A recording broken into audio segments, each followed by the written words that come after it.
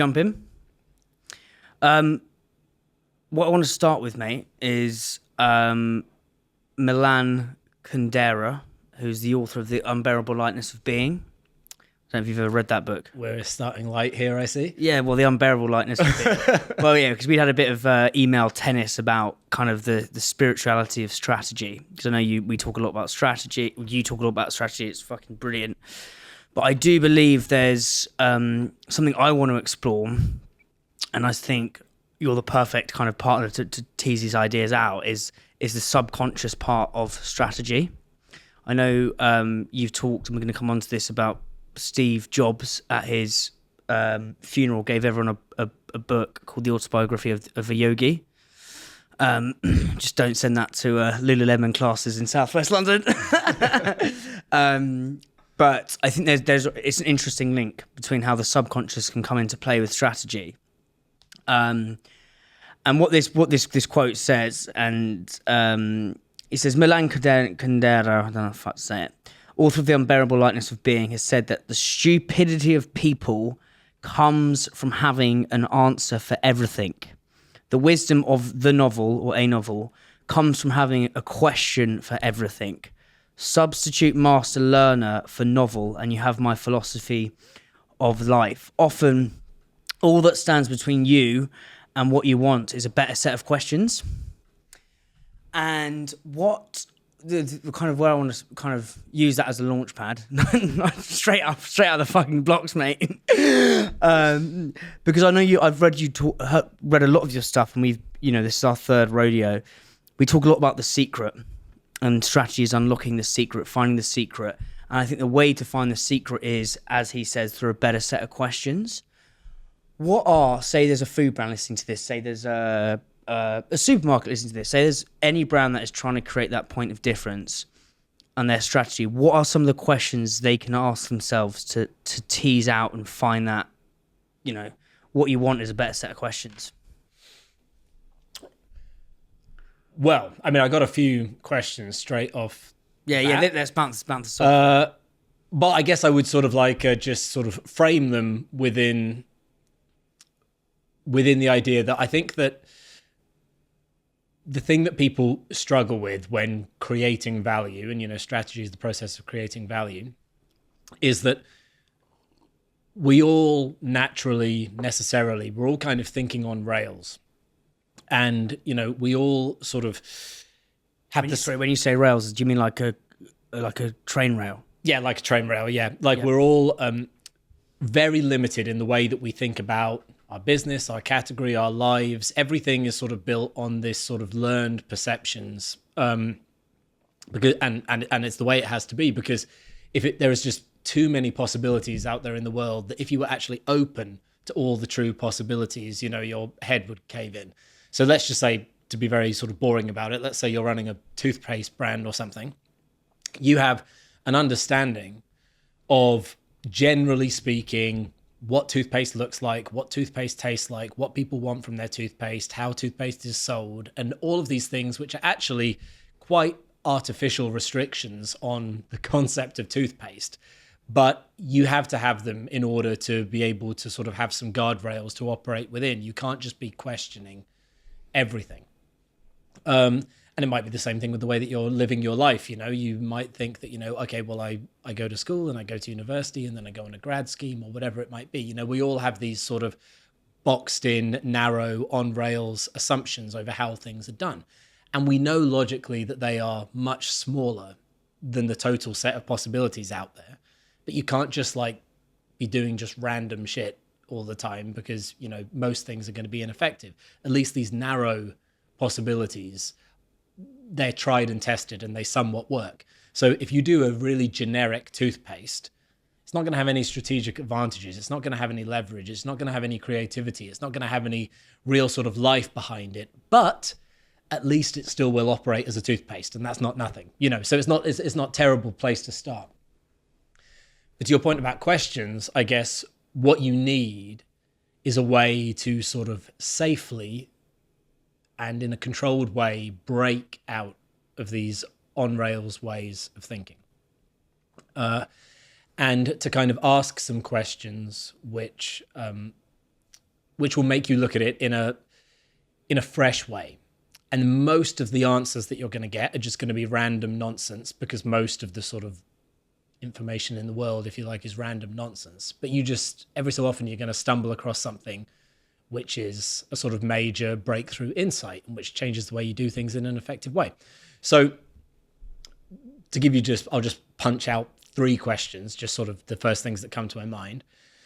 So number one of my classics is, how do you disagree with your competitors? This is in the context of a business, obviously. What you find is that most businesses, they actually, although they might think that they are in some way different from their competitors, it's not really difference that you should be looking for, because a lot of that stuff is superficial and kind of like not really true difference at all. The only marker that you have for true difference is disagreement. If you can say, look, all the other toothpastes out there think X, so for sake of argument, I don't know, they think that toothpaste should be in a paste as opposed to, I don't know, being solid or liquid. I mean, I'm making that up completely. Until you've got a point of disagreement like that, you don't really have any leverage to build difference. So first thing is, how do we disagree? And what you're going to find very quickly is the chances are you don't disagree on anything. You and all your competitors, you all actually fundamentally have the same opinions on the world, and you're all approaching the problem from the same sort of value set. And again, you can apply this to a person as well. You know, you might, like, how do you disagree with other people might be one way about the way you're conducting your life. And then someone will say something like, well, I think that, I don't know, I think it's really important to be kind, and other people are really unkind. But that's like a fake disagreement. Everybody on the face of it thinks that being kind is important. So you actually have to find a good faith disagreement where there is real white space between you and other people. So that's one question. Just a few things. Yeah, sure. Go on. So I think we're taught in business school, which is super narrow-minded, like, oh, what's your point of difference? And I think so many brands, I wrote about this in my newsletter, are fighting on the surface level of USP, point of difference. What did I use? So we're more probiotic, we're more probiotic, we're more panbiotic, whatever the fuck it is, right? But actually, if you go deeper into the, and this is where it links to the spirituality of strategy, if you go deeper into the point of disagreement, it's much harder to go into. It's a place where you've got to kind of go more into your soul as a founder, but that's where that's the foundational level. And then you can build the pretty picture on top, which is the point, the USPs, i.e. the point of difference. But it all starts with a point of disagreement. And I think there's a few things on this that, and I love the way you said, oh, we disagree on being kind versus not kind. And it's almost on a kind of macro brand level, it takes... Point of difference is nice. It's school. It's kind of school playground. Like, oh, you're kind. We're slightly more kind. It's very nice, but it takes fucking cojones to do something like Liquid Death and say we actually fucking disagree with you on all of these things. But then when you do that, you have this a sort of velocity or kind of flight of imagination that takes you off the rails to this other kind of world, which is your Liquid Deaths. It's your Oatleys. Where I'm going with this is how I think to get this kind of flight of imagination requires a little bit of chaos. And this is what I was interviewing the Oshin about this morning. He was talking about half the reason of the Devonshire's success. You know what it is? It's this new pub that's opened that it's absolutely rammed. And it's like they do so many things, like point of disagreement to the nth mile. You actually go in there. Like they don't have bodyguards, bouncers. They call them like ghosts. So all these bouncers are just in and out. They weave through the evening and are super kind. They're almost like an additional front of house. crazy way of thinking. But what he said to me is like, there's a lot of chaos in our strategy, and chaos creates this new way of thinking. How important is chaos and kind of courage, those two things, in terms of getting to this deeper level of disagreement versus surface level point of difference? Yeah, I mean, I think your your analogy between like the point of difference is the superficial surface level version of disagreement is really, really spot on. I hadn't really thought about it that way, but I love that. It's very true. I would separate chaos from courage. The chaos is important because I think that you just need to generate sort of fodder and new ways of thinking, a multitude of stuff in order to find something good. So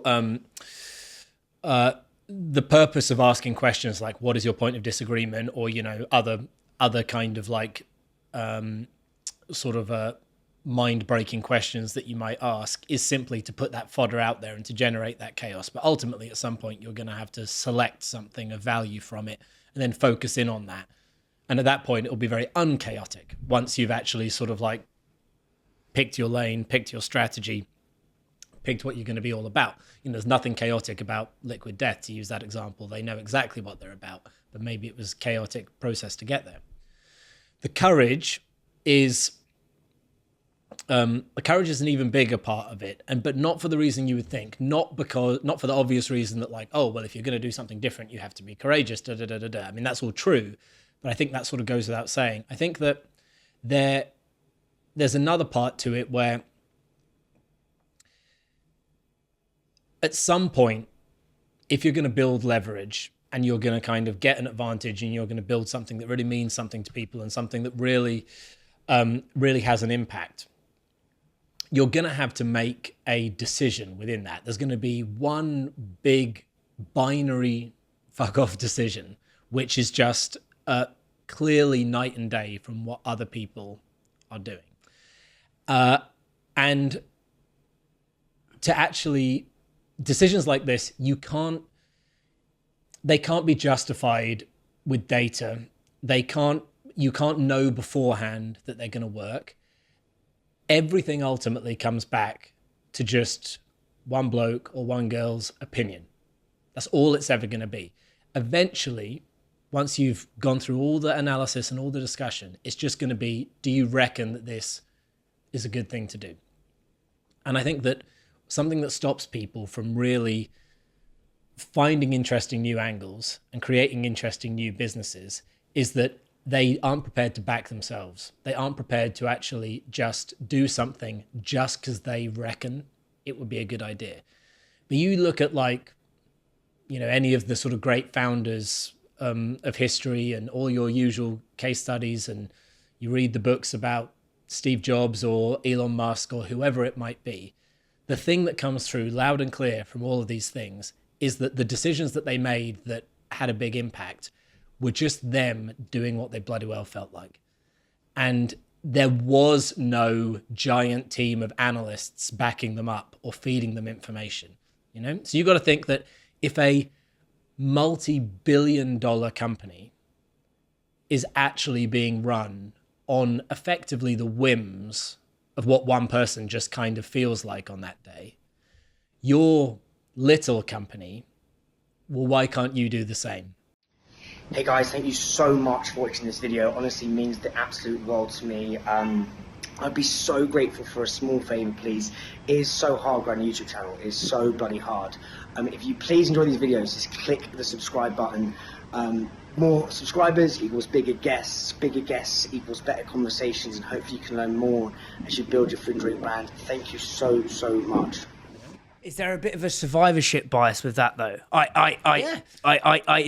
just like, I'm with you on this. Like, I'm 1000% singing from the same hymn sheet, but it's just, you know, you hear the romantic stories of Steve Jobs, you hear the Elon Musk, but a lot of Tom, Dick and Janes, or whatever you want to call them, may do whatever the fuck they felt like, but it may be a really shit idea and may not get going. Do you see where I'm coming from?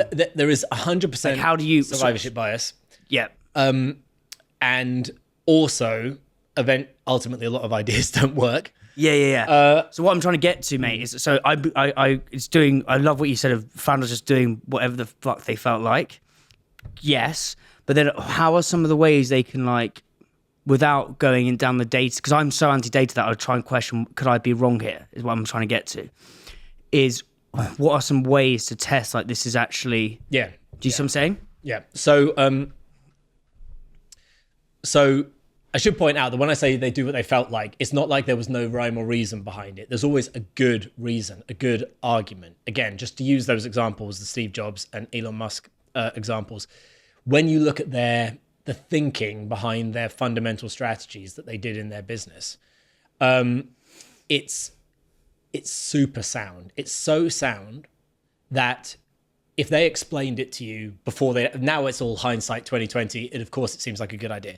But actually, even if you look at the way that they were just explaining it before it was a good idea, even then it was incredibly sound. There's a blog post, which I strongly recommend people check out, which is one that Elon Musk wrote in 2006 about Tesla. It's called, what's it called? If you just Google Tesla master plan, you'll find it, because it's called Tesla's secret master plan brackets just between you and me. And it was a blog post where he laid out the strategy of Tesla. And it's exactly how it came to transpire, basically. But the point here is that you read it and the thinking is just bloody sound. And if you'd read that at the time, and not that many people did read it at the time, before Tesla was even, a famous name, before the first car had ever been launched, you could see, I get it. This is clever. This makes sense. So one way that to your question, how can you test, is that whatever your idea is, you need to be able to make the case for it. You need to be able to argue it in a way to a random person, your mum, person on the street. You should quite literally be able to sit them down and say, listen, here's what I'm thinking. Here's the way that other people are doing this. Here's why I think there's actually a better way or a more interesting way of doing it, which is such and such. What do you think? And that person, whoever they are, should be able to come back to you and say, wow, yeah, I never thought about it that way. That's actually good. I like that. That is the standard that you're trying to get over. So all these people out there, to your point about survivorship bias, all the people out there with like big random ideas that failed, very, very few of them will be people who could actually make a compelling defense of those ideas if they were sitting in front of someone. So you and I, we've met a lot of founders and we've talked to a lot of people, in this sort of industry. Now, in my experience, number one, 95% of them, they have not actually made a big decision. So you talk about the survivorship bias, and actually one of my counters to that is to say that most founders out there, failed ones and whatever, that they haven't made an interesting decision in their business. They've actually just launching fundamentally a pretty generic, uninteresting business. So it's not like we got all these failed ideas out there. What we actually have is an absence of ideas. Interesting. But then when we have the ones who actually do have an idea, the ones then within that 5%, the majority of them have an idea that isn't really that defensible. Like if they sat you down and they gave you the pitch, you would be like, yeah, I kind of see what you're saying. I guess that's sort of interesting, but ultimately you wouldn't be impressed with the idea. Or you wouldn't think that the logic completely hung together.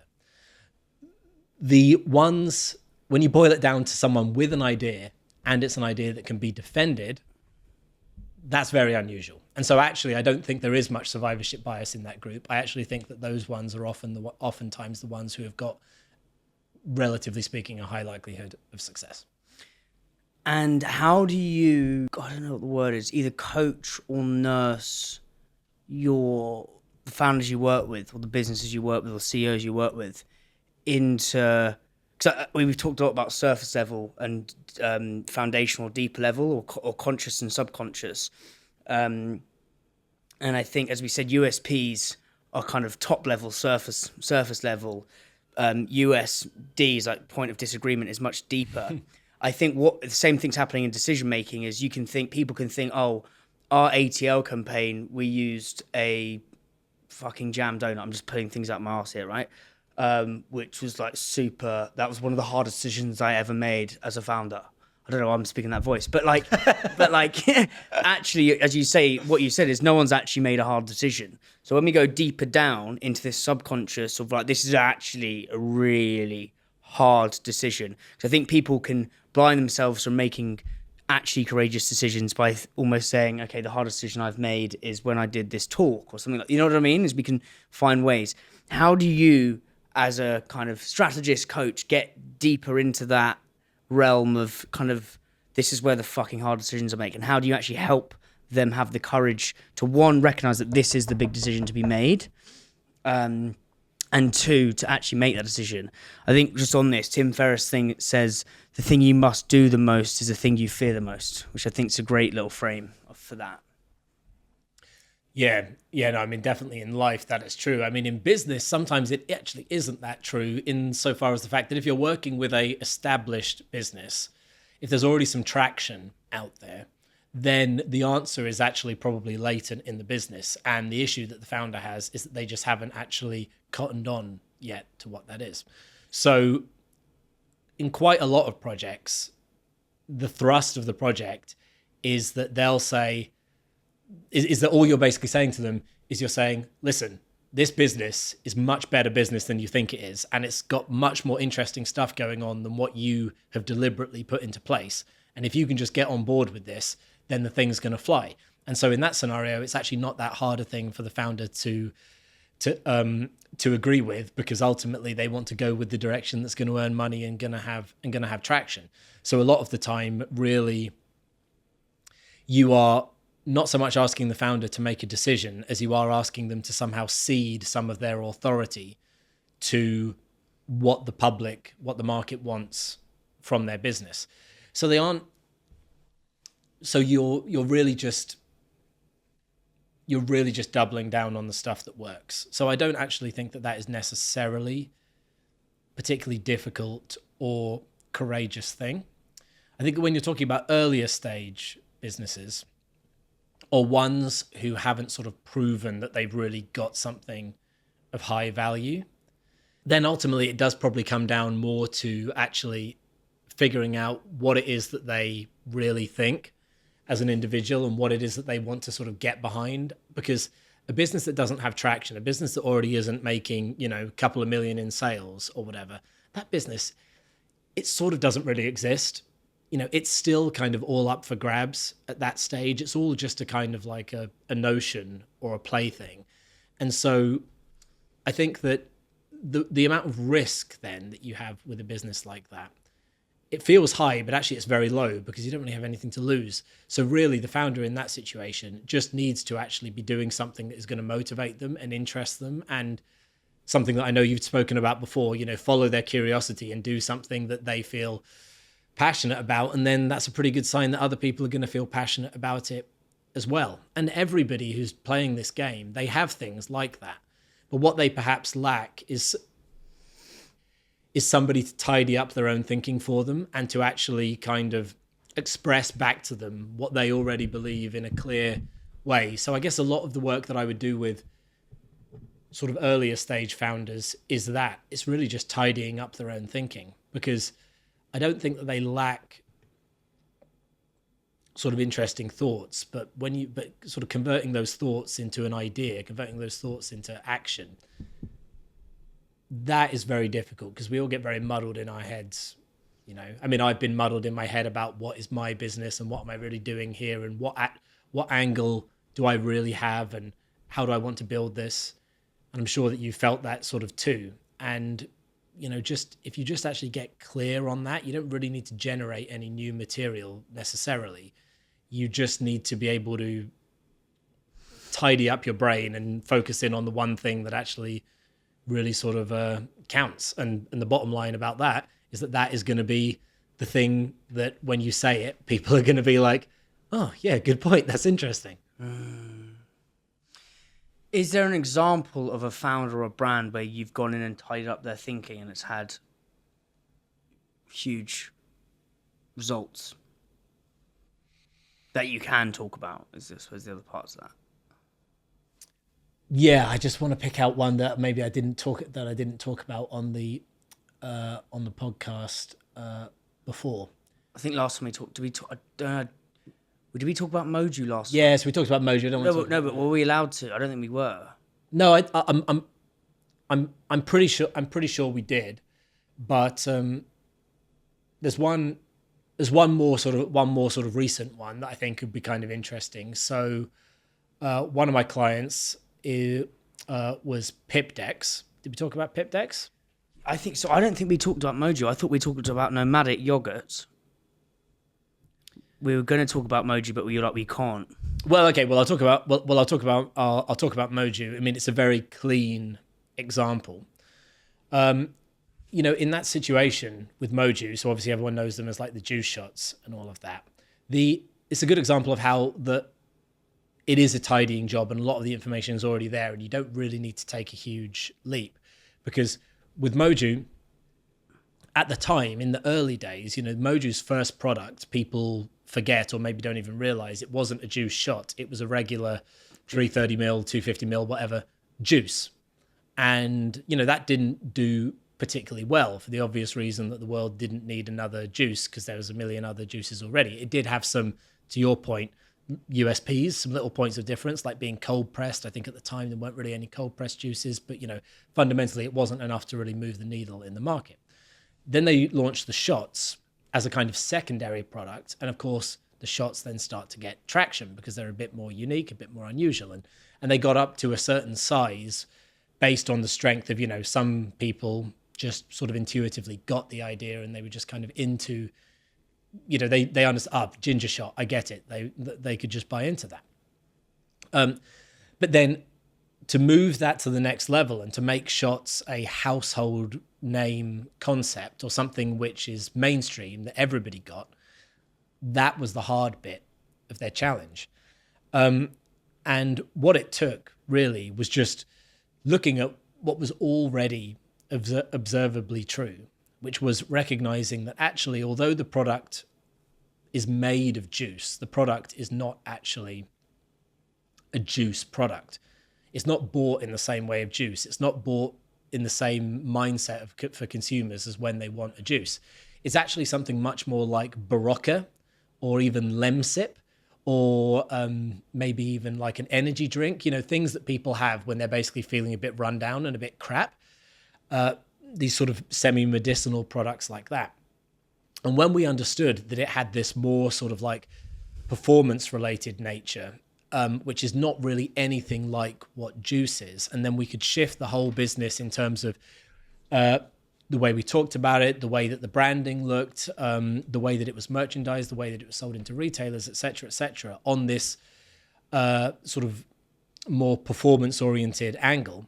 Then everything just started to click and people started to understand it. And then, now fast forward and everyone really understands the concept of what Moju is doing.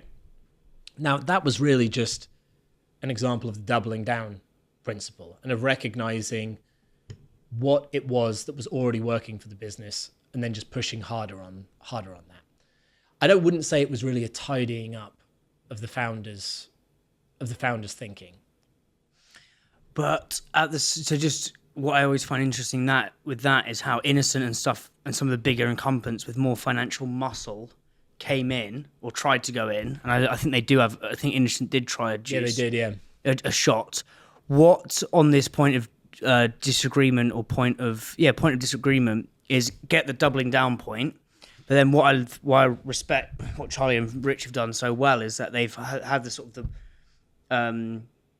and the nuance of it's not a juice, actually it's almost like as you say, a shot. It's the occasion's different, and the whole wake boom shake, what the fuck it is, that? yeah, wake shake boom, boom, there we go, is kind of that. We've talked about this point of disagreement here. Is the disagreement is we're would you say that's the disagreement? And then the wake boom shake thing comes further up the chain. Well, the fact that Innocent didn't manage to nail it is a really good example of how all this works, because the fact of the matter is that the concept of juice shots, it does not sit comfortably with the concept of a juice brand, which is what Innocent is.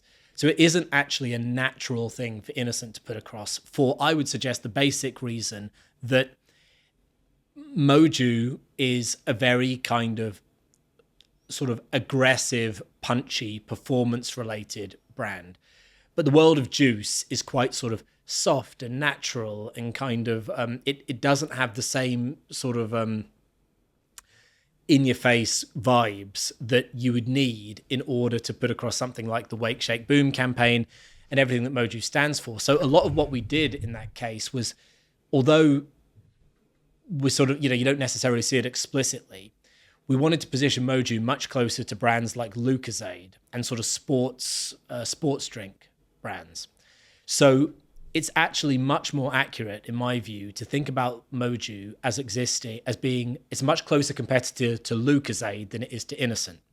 So the point of disagreement you're talking about is not really with Innocent at all, because Innocent are complete red herring, complete like whatever, they're just nothing. You might as well compare to shredded wheat or something like that. It's just a different thing. The point of comparison is actually to some of these more performance-oriented brands like Lucozade and that kind of thing. And in that situation, it actually comes down to this idea of, okay, well, in order for a product to be truly functional and to truly deliver strong benefits, can you do that with all natural ingredients? So whether it's Lucozade or Barocca or any of these kind of products that I would say are the true competitors of Moju, they all, because they're trying to deliver a result, they aren't about being natural and made of like purely natural ingredients. They all have to have some hard stuff in there to get the job done. The question with Moju is, well, actually, can you have natural ingredients that have that same power? And they would obviously argue that if you make it very intense, very high doses of ginger and all these other kind of hero ingredients, that they can. So I would actually say that you're looking in the wrong place. That's almost for the point of disagreement. There's also something interesting that I'm teasing out here is perceived competitors versus true competitors. Mm-hmm. So like what I perceived as Moju's competitors is Innocent. Yep. Well, actually, and I think that's where another thing brands can get mubbled, whatever the fuck it is, in terms of, oh, these are competitors when it's not actually. And I think, can't remember who told me, but it's like with snacking, or with snacking, Biltong, for example, Biltong are not actually competing with other Biltong brands necessarily. They're competing with a bag of crisps, or they're competing with a healthy poppadoms. So I think that could be a really interesting framing of like, okay, well, what's our perceived competitors versus what are our actual true competitors?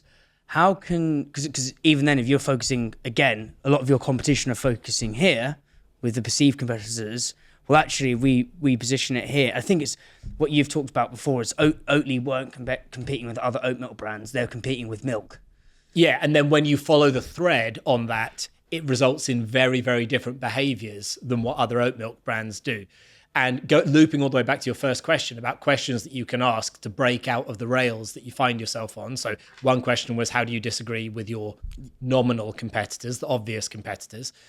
Question number two. When you say nominal, what does that mean? The ones that are like the obvious ones, like Moju to Innocent, or like Biltong to other Biltong, or Oatly to other oat milks. The obvious competitors that your mind reverts to. So one question is, how do you disagree with them? Fine. So you can find some interesting answers there that maybe have some leverage. Next question might be, as you say, who are our true competitors? So you break away from all category thinking and you simply ask the question, what might somebody buy or do instead of buying from us? And any answer that you can come up to that to that is a competitor. And so in the case of Oatly, the answer to what might someone buy instead of Oatly?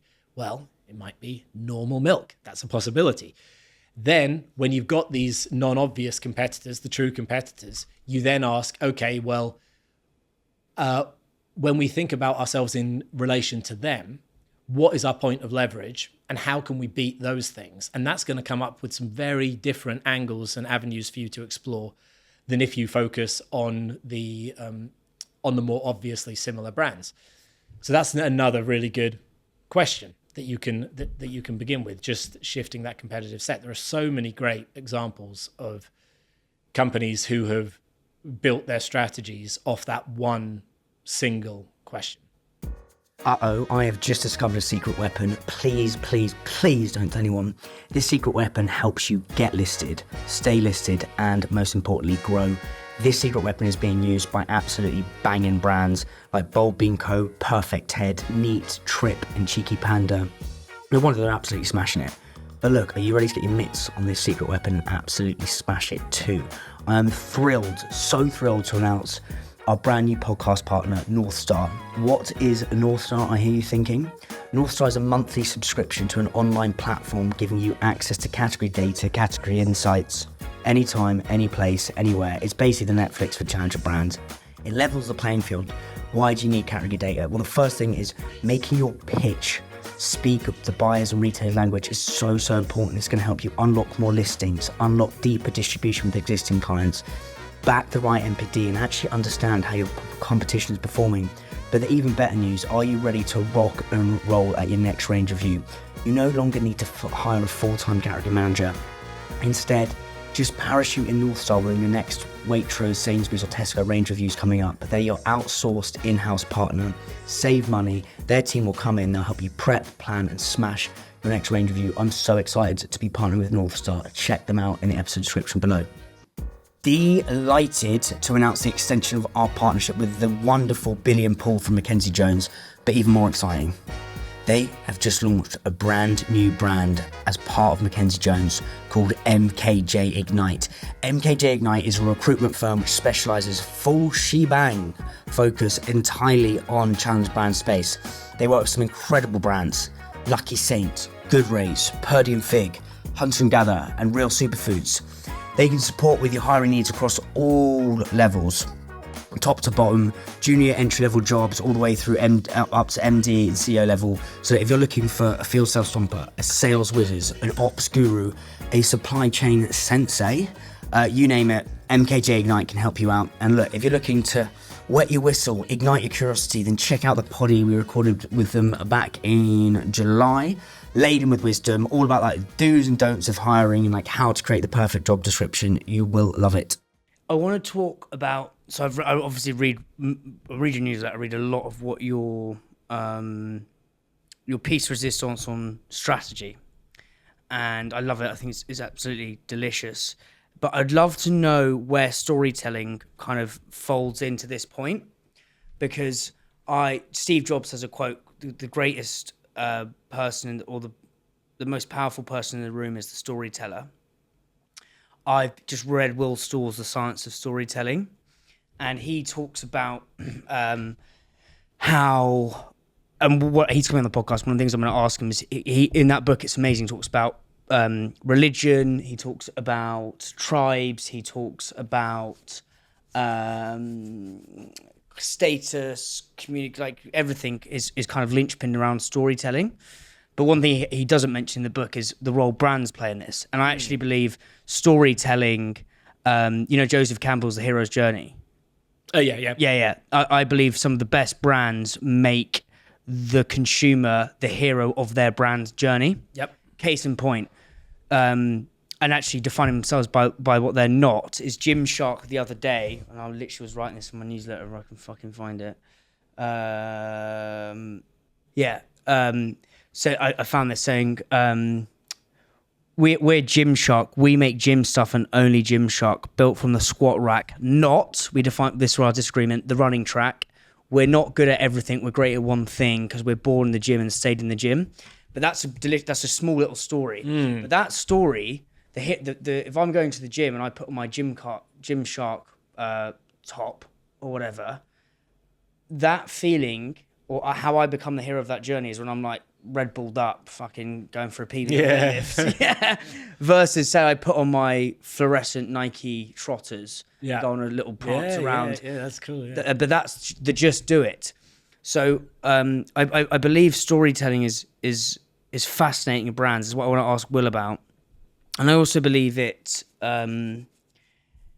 Stories are there to spread ideas. This is what Seth was telling me. It's like the way you create a story, then that story spreads through three things: affiliation, i.e., we want to be part of the Gymshark club; status, as in, oh, I'm part of the Gymshark club; affiliation status, and fear. Fear just does spread ideas. That's why news spreads. And I would love to know where does storytelling fit into strategy? What's the relationship?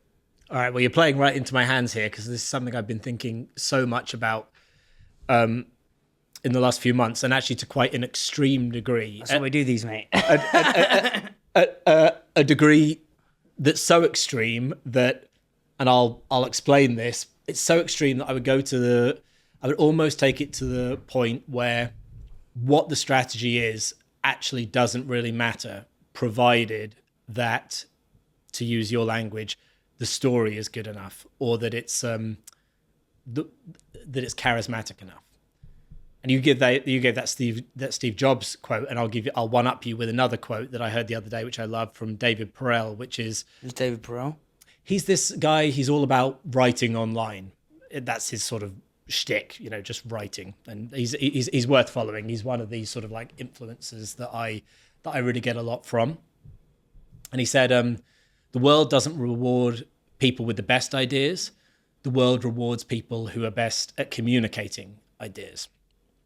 And I love this idea, this thought that the content of an idea, or the content of a strategy, is overrated.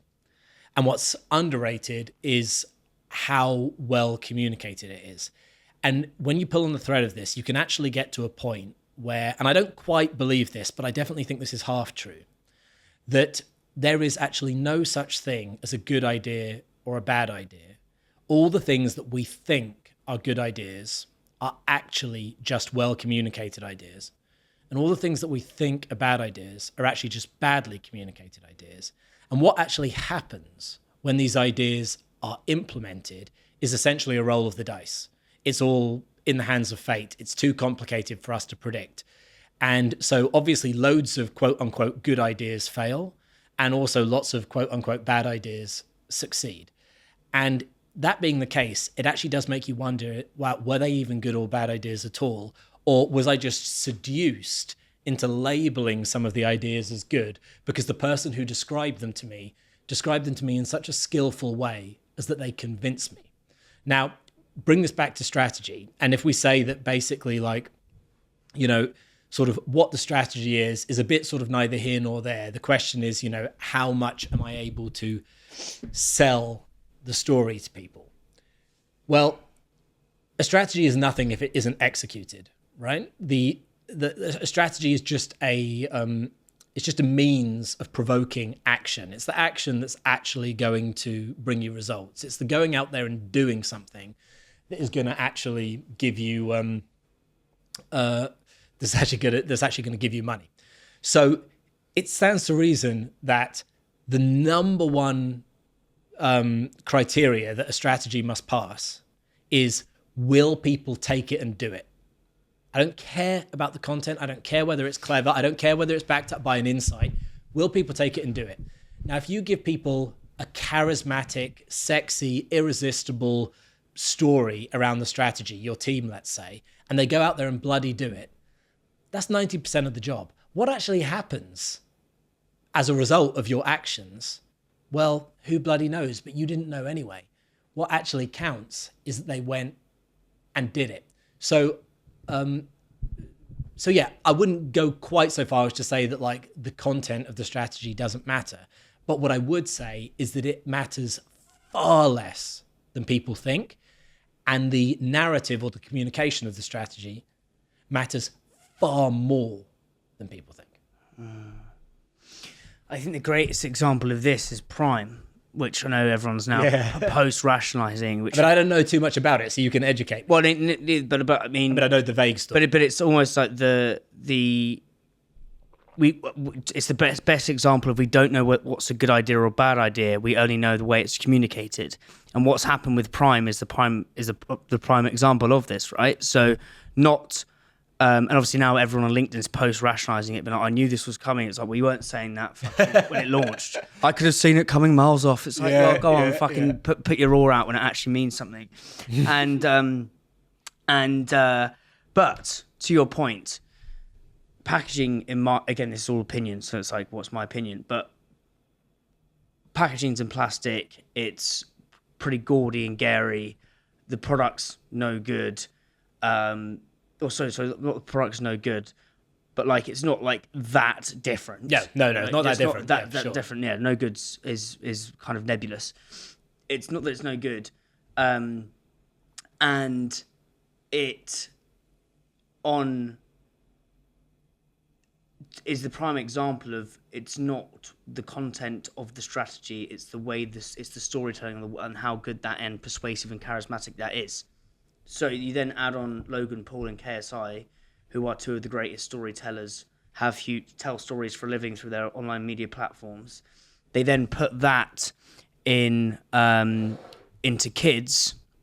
They create scarcity, meaning it's not everywhere, which creates fear and pull in terms of Seth Godin's spread of the story.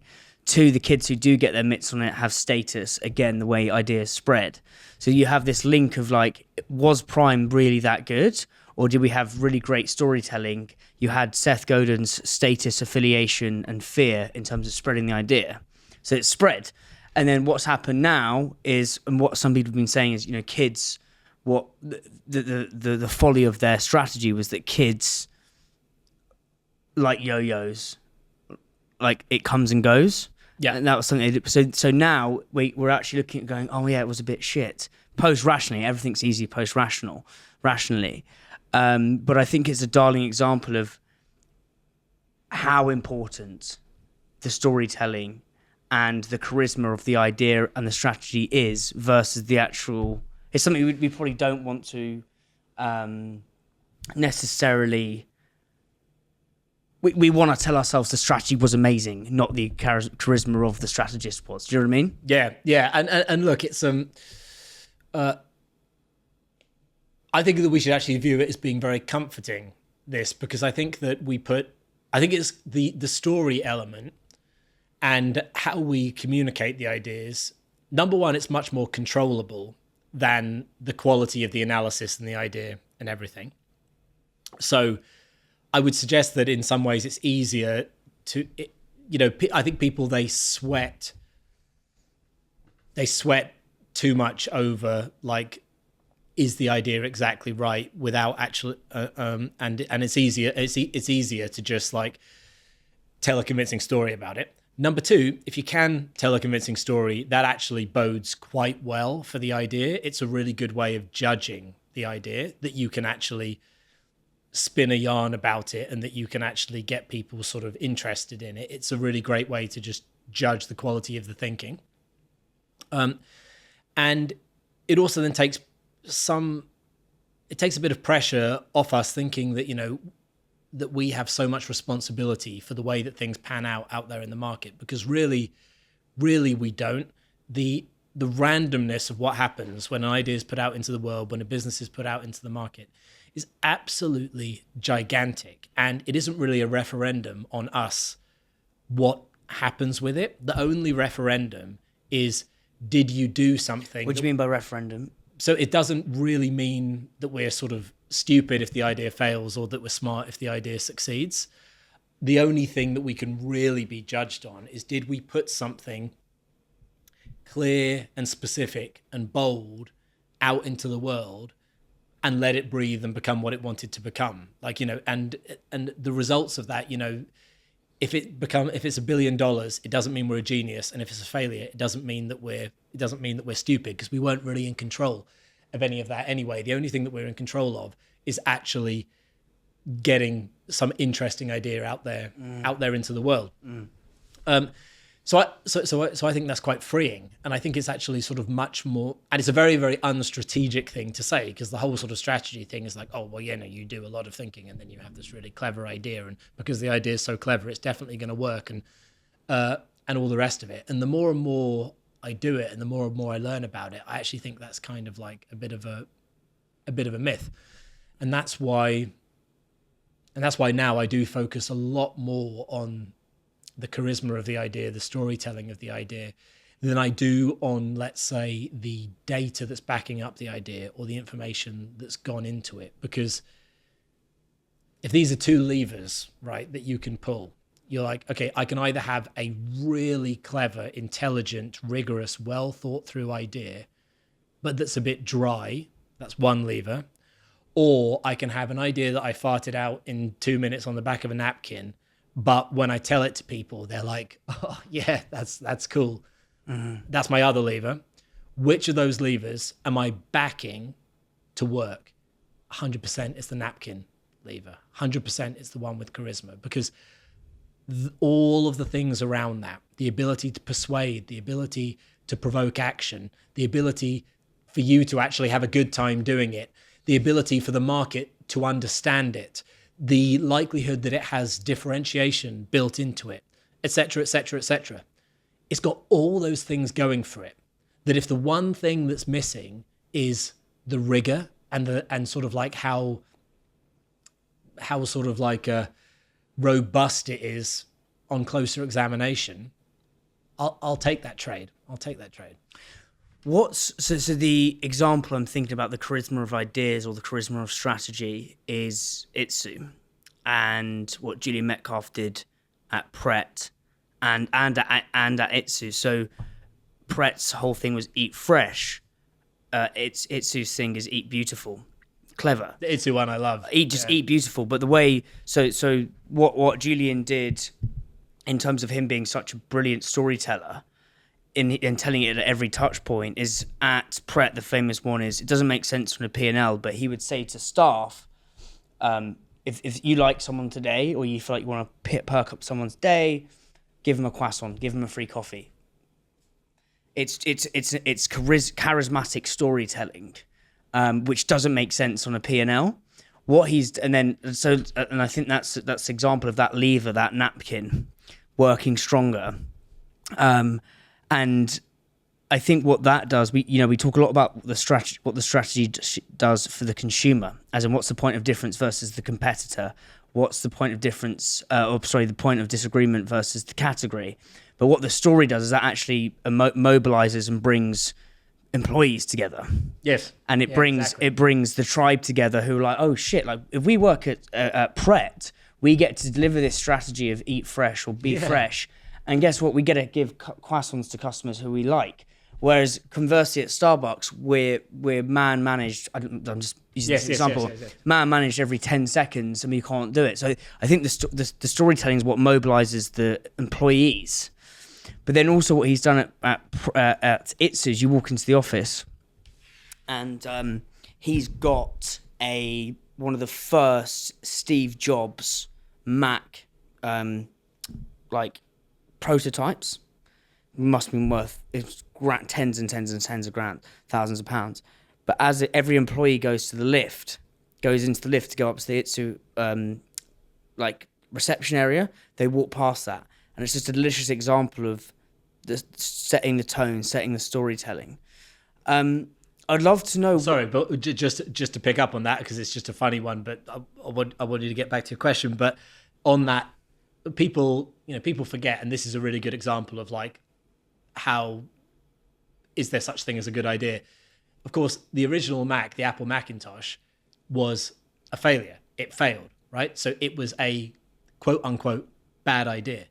And what's funny about it is that Jobs, basically, because he was so in love with the fundamental strategy behind that idea, which was essentially the blending of the liberal arts with computing, which is something that just hadn't been done before. And he did it with that. And when you say liberal arts, humanities, like artistry, poetry, because he was super into all the kind of like the soft subjects, let's say. And obviously computing was very sort of a hard, particularly at that time, hard mathematical, engineering kind of thing. So, for example, he had the first person had the idea of putting fonts onto a computer. Now we think that the most obvious that you would have different fonts in your word processor on the computer. But, at the time, that was a really weird, arty-farty idea to bring to the world of computing. It didn't make sense, but he did it because that's what he was into. He wanted computers to be tools for sort of artistry, not just maths. I'm being a bit reductive, but you get the idea. And that was what the Macintosh was all about. And it failed. It did not work. And he basically held on to that idea for another 15 years, left Apple, came back to Apple. The iMac was the same bloody idea as the Macintosh. And he just basically tried to do the same thing again. The same failed idea he did again, albeit, with newer technology and in a different time period. Oh, and the iMac happened to work. So there's a bit more to it than the way I'm telling the story, but broadly speaking, we could say Jobs' core idea that the entirety of Apple as a business, most valuable business ever, was built on, is actually an idea that failed when he tried to do it the first time. And then just through sheer bloody mindedness and just because he fancied it and whatever else, and he just believed in it, he came back and he had the gall to try doing the same idea again. But obviously the world was a different place, the technology was different, blah, blah, blah. Oh, and then the next time it worked, and then we all say that he's a genius and this incredible company was created. Was it a good strategy? Was it a bad strategy? Was it a good idea? Was it a bad idea? I'm not really convinced that it was either, other than the fact that just the universe kind of clicked and moved in his favor the second time he did it and didn't the first time. So look, I mean, we can, again, I think that we should take heart from that. But what was true both times was that the charisma in the story was bloody irresistible. And people believed in Jobs and backed him, even with the original Macintosh that didn't work, because he was still doing that Jobs magic and selling the dream then. And he did it later on. How are culture, strategy, and storytelling, how are they different within a business or for a founder? Because I feel like they can, it can get muddled. Yeah. And also I know, and please, just before we, as a kind of a launch pad for this, with your, I should have had this written down. You have your sort of strategy at the top, then it goes the arrow down. Yeah. What are the arrows? So you have strategy at the top. Oh, I see. Right. Yeah. Yeah. You've got, then you've just got basic. I mean, there's only really two if you really get reductive about it. There's how do you deliver on it? So what's the first one again? So the top one is the strategy is essentially how have you found a way to deliver unique value to the market, value that people want but they can't get anywhere else. Yep. Then there's only two sides to how that's executed. There's the product side or the service side. Okay, how do you actually deliver that? So what do you make or do that gives people this thing that the business is trying to give them? And then there's how do you communicate that, which is all the brand and messaging and the sort of like the presentational side of it. Yep. And essentially that's a whole business right there. I mean, what more is there to a business than the value you're giving, the way you give it to people, and the way you communicate it to people? That is the whole bloody story. But to your question about the culture, I'm just sorry for pausing because I'm just thinking about this. Like, I think that is it on the deepest level. Like, if you really just boil, I know you say we're going to be reductive. Well, let's be reductive, right? So, and this works perfectly. It's like, okay, well, if you actually boil it down, that is every single business under the fucking sun. Yeah. Really and truly. And if it's not, then that's probably not a business. Yeah. But then why do some take off and others don't? And we're talking about the charisma and the storytelling that you put on top of those things, or maybe even underneath it or behind it, whether you push it. But the ones that say we've got two businesses with exactly the same thing, so you could have T and C who also did smartphones and fill in the blank other smartphone brand. The ones that really got off the start line and went further is because the Steve Jobs' storytelling charisma behind that pushed it further. Do you see what I'm saying? So I'd love to know, what are the differences between strategy, storytelling, and your culture? Yeah. So strategy, I mean, just my opinion on the question. Strategy is effectively just like the idea that you have to create value. So the actual content of the idea. When you say content of idea. So,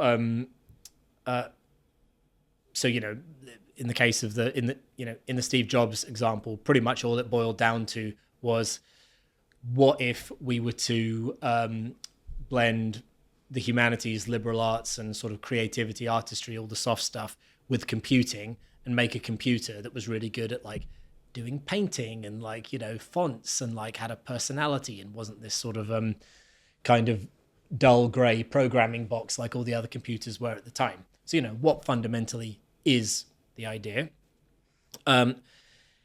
Then the storytelling part is just the way that you articulate that. So, you can tell, once you've got your strategy, you can articulate that in a million different ways. And some of them are going to be more effective than others. This is where, you know, the whole Simon Sinek why stuff is actually really sort of useful, because a lot of people get confused with that kind of thing because they think that like a why is the same as a strategy or something like that. But no, a why is just a storytelling tool or a communication tool, which you can wrap around a strategy. So, for example, in his presentation, he talks about Apple, and he talks about their whole sort of why of thinking differently or whatever. That is just a way of wrapping up Steve Jobs' strategy and his ideas and his insights, but there's no content there. Like, think different doesn't tell you anything, doesn't mean anything. It's just like a piece of dressing to sell the more fundamental idea, which is making these computers that are really sort of friendly and accessible and easy to use, which was really what Apple were actually doing. But as Sinek rightly points out, he says, it'd be a bit boring if we just said, okay, well, we're just going to make simple, easy to use computers or something like that. You need to like dress it up with a little bit of vision and a bit of sizzle, including for the internal team. So that's where the storytelling comes in. It's just like, how do you communicate your idea in a way that people understand and in a way that people are going to be excited by? And then culture. Culture is probably, if we were thinking about the model before, where you have the strategy, the way you deliver it, and the way you communicate it. In fairness, culture is probably the third prong of that, which maybe if you were being thorough, you should include, which is, and I'm no expert on culture, but I was speaking to a chap about this the other day, and I thought the way he explained it was really good, which was, he said that depending on what the business is delivering, depending on what the idea of the business is, you will need to have a different form of culture to do that effectively. So as he said, like, the culture of the military is different from the culture of Pret, right? In order for the military to do its job, it needs people to behave a certain way and for there to be certain cultural expectations. And in order for Pret to do its job, it needs things to be different. And there's no such thing as a good culture or a bad culture. There is only a culture which is fitted to what the business exists to do, and a culture that isn't fitted to what the business exists to do. So if at Goldman Sachs, people are being made to work like dogs and are being treated really badly, et cetera, and all the rest of it, that's not a bad culture. That's a good culture, because it's a culture that's fitted to making trillions of dollars the way that Goldman Sachs do and getting your massive bonus at the end of the year and blah, blah, blah. And the culture bloody works. So, you know, Goldman Sachs doesn't have a bad culture. It has an amazing culture given the strategy of the business and the market that it's operating within. And so then the culture then is something that you need to design in order to match what the strategy of the business is and what the business is trying to deliver. So again, if we bring it back to, I know that we keep on talking about Apple and it's really annoying because it's so hackneyed. It's just that it's just an easy reference point for people.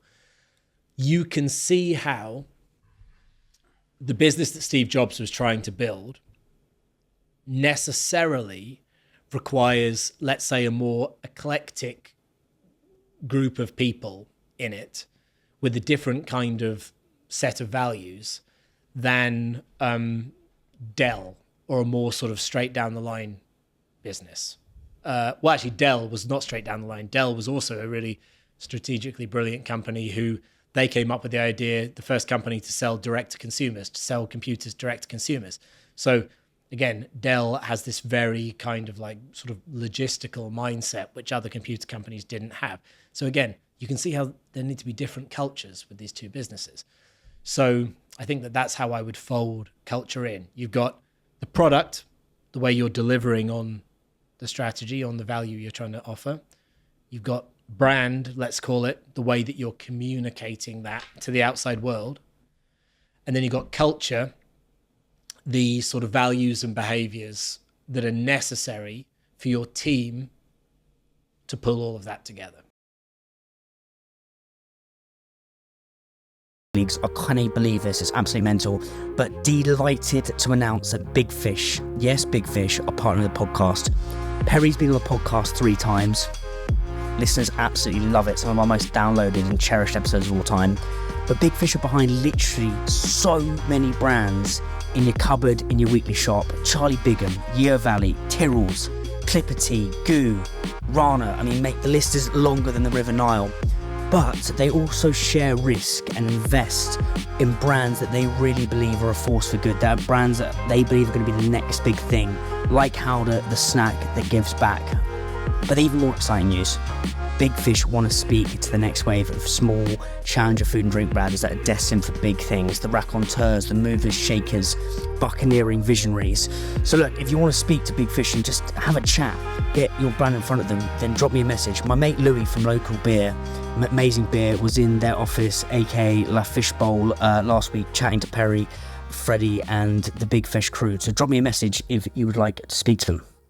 Bohemi, our beloved sponsor, are helping build the fastest growing challenger food and drink brands. Look, if you're a small brand just starting out and need your first indie stockist, your first 100 stockists to wholesale, Bohemi are the platform to categorically speed that up. But if you're a big brand wanting to get bigger, Bohemi are also insane. They make field sales marble smooth, silky slick. They're just epic. Ollie's been on this podcast twice actually. They saw a 29% uplift in sales when using Bohemi to check major malt listings availability. Insane. 29% uplift by downloading an app. Insane. Lucky Saint, my boy Aaron Duff, who's coming on this podcast in a couple of weeks, he uses it to manage a team of 30 people, and Lucky Saint have unlocked 500 draft listings by using Bohemi. Look, you've got to get involved with this stuff. It's absolutely insane, and it will categorically change your life. It's just the sickest platform. I use it all the time at Islands. I interviewed the founders of Honest Burger, and Phil, he's actually doing a degree in behavioural economics now, masters, built that business to what it was, and is now using, you'll find really interesting actually, using AI to link culture together for hospitality businesses. And he said, someone told me culture is plumbing. And the more I'm thinking about what you're saying, it's a bit like analogous of, if you're trying to build an amazing brand, it's like building a house. It's like the strategy is the foundations. It's the immovable things that are so deep into the ground. It's who that thing is. It's where the house is. It's how big it is. It's how many rooms it is. It's how many whatever. And then the storytelling is important. So that's what color the front door is. It's the what water features on the driveway. It's what gives it a bit of zoom and jazz. Yeah. And then the culture is the plumbing that makes the fucking thing, the house actually runs. So it's the plumbing, the heating, the electricity. And I think that's a nice way of, well, that's the way my brain's understanding it and understanding the three, because I think it can get so muddled of strategy, really good. Strategy, culture, and storytelling. I mean, because we both read a lot, but like they sprout up as the same thing in some instances, but actually they are different. Love it. And bringing that back to, let's say, the point of like the culture in the military, I mean, I don't exactly know what it's like in the military, but just thinking about the movies or whatever. I do, mate. In a normal business, you would not be screamed at in the face or perhaps even physically assaulted if you did something wrong, which maybe in certain military contexts would happen. And indeed, I don't think now, but in the past, if you showed cowardice on the battlefield or you deserted from the front line, you would be shot. You would be shot by your own superior officer. And we can say, oh, well, that's a pretty bad culture to have. I wouldn't want to work in that culture. But if what you are literally doing is such a life and death situation like that, it completely moves the goalpost over what the plumbing of an army, of a sort of mass killing machine, if you want to put it that way, needs to be. So it actually makes perfect sense that the culture actually sort of has to be like that, because if it was like run like a business, let's say, then in the plumbing sense, the water would not actually move fluidly around the system, because that plumbing system, it couldn't cope with what this house is designed to be. So I think it's a really good analogy for thinking about, it's not about the strategy and the storytelling and all the rest of it. You're building the thing. but then when you push the on button and the thing starts to live, it's how you want it. It's how you want it. How you want it to run. And I think your point here of the culture of Goldman Sachs of being worked like a dog is actually great for achieving that top line strategy goal. Do you know what I mean? Whereas I think it can get muddled into other people looking at other houses, and it's actually, well, this is the Goldman Sachs house. Deep down in our roots is make fucking trillions of dollars. Right? The storytelling we're going to put on top is suit. The front door what we're going to put on the front door is a Rolex. You're going to wear a Rolex. You're going to have a lovely suit.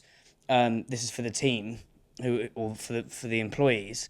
But then the plumbing is, you're going to work like a dog. You may have a Lambo that you can drive on a Friday, but you're going to work like a dog. But that's the way the business operates. But what I've learned from you, mate, which I find wildly interesting, is the difference between so it kind of goes strategy, storytelling, culture, but it always starts with those foundations.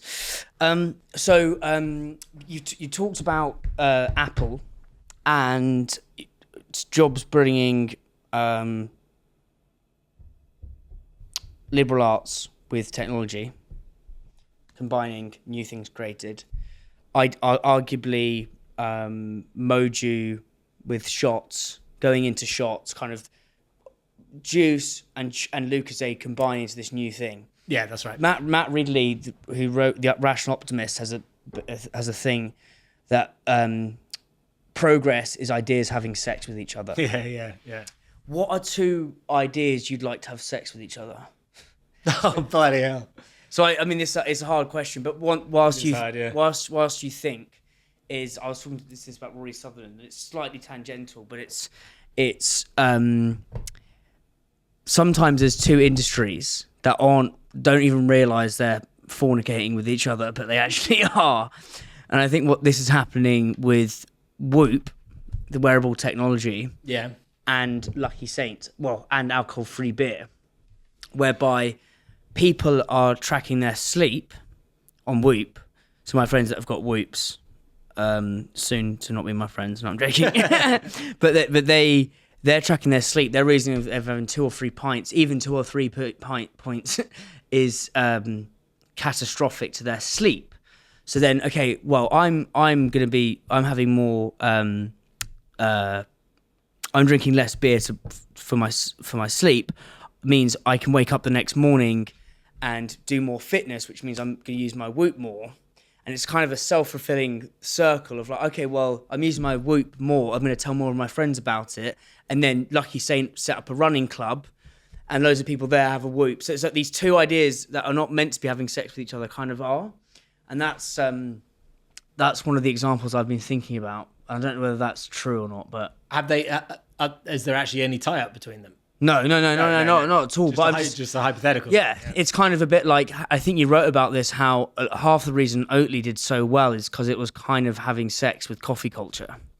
It wasn't having sex with traditionally other cities are available, but like Brighton, health food store where people are walking around on roller skates and that was kind of. I mean, 'cause I remember when I was doing stuff with Manny Life, I'd go down to this amazing, gorgeous store in Brighton. And this was just as oat milk was becoming into the zeitgeist of, but it was traditionally bottom of the shelf, a bit like alcohol-free booze. It was in the corner. It was that little shitty thing on the side. Whereas then when it starts having sex with the right thing, progress happens. So yeah, back if you've had some time to think.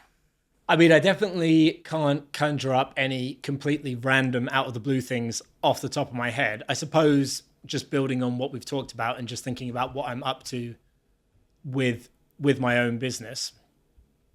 I think that what I'm actively trying to pursue is this idea of like mixing business strategy with sort of motivation, like sort of quite literally sort of Tony Robbins-esque kind of motivational principles, because you're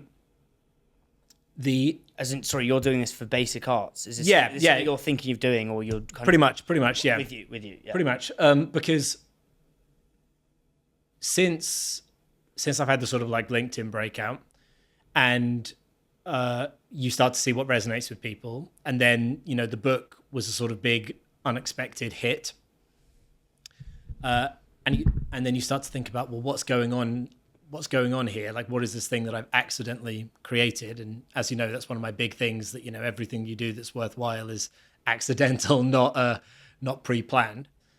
And what I started to see is that the strategy industry as a whole, and all of the kind of like the knowledge surrounding it, all the stuff that you get on MBAs and all the sort of experts out there and all the books that are being written and everything, the content is all superb. Like, I got everything that they say is correct, but for whatever reason, it doesn't cut through to a mass business audience. It really is kind of like quite a small group of sort of very credentialed, very academic, very knowledgeable people who are really like vibing with strategy. And then the other 99% of people in the business industry, like, they just don't connect with it. And that's why people sort of joke about what is strategy, and like, oh, it's this really complicated thing, or you have to be really smart, or whatever else it is.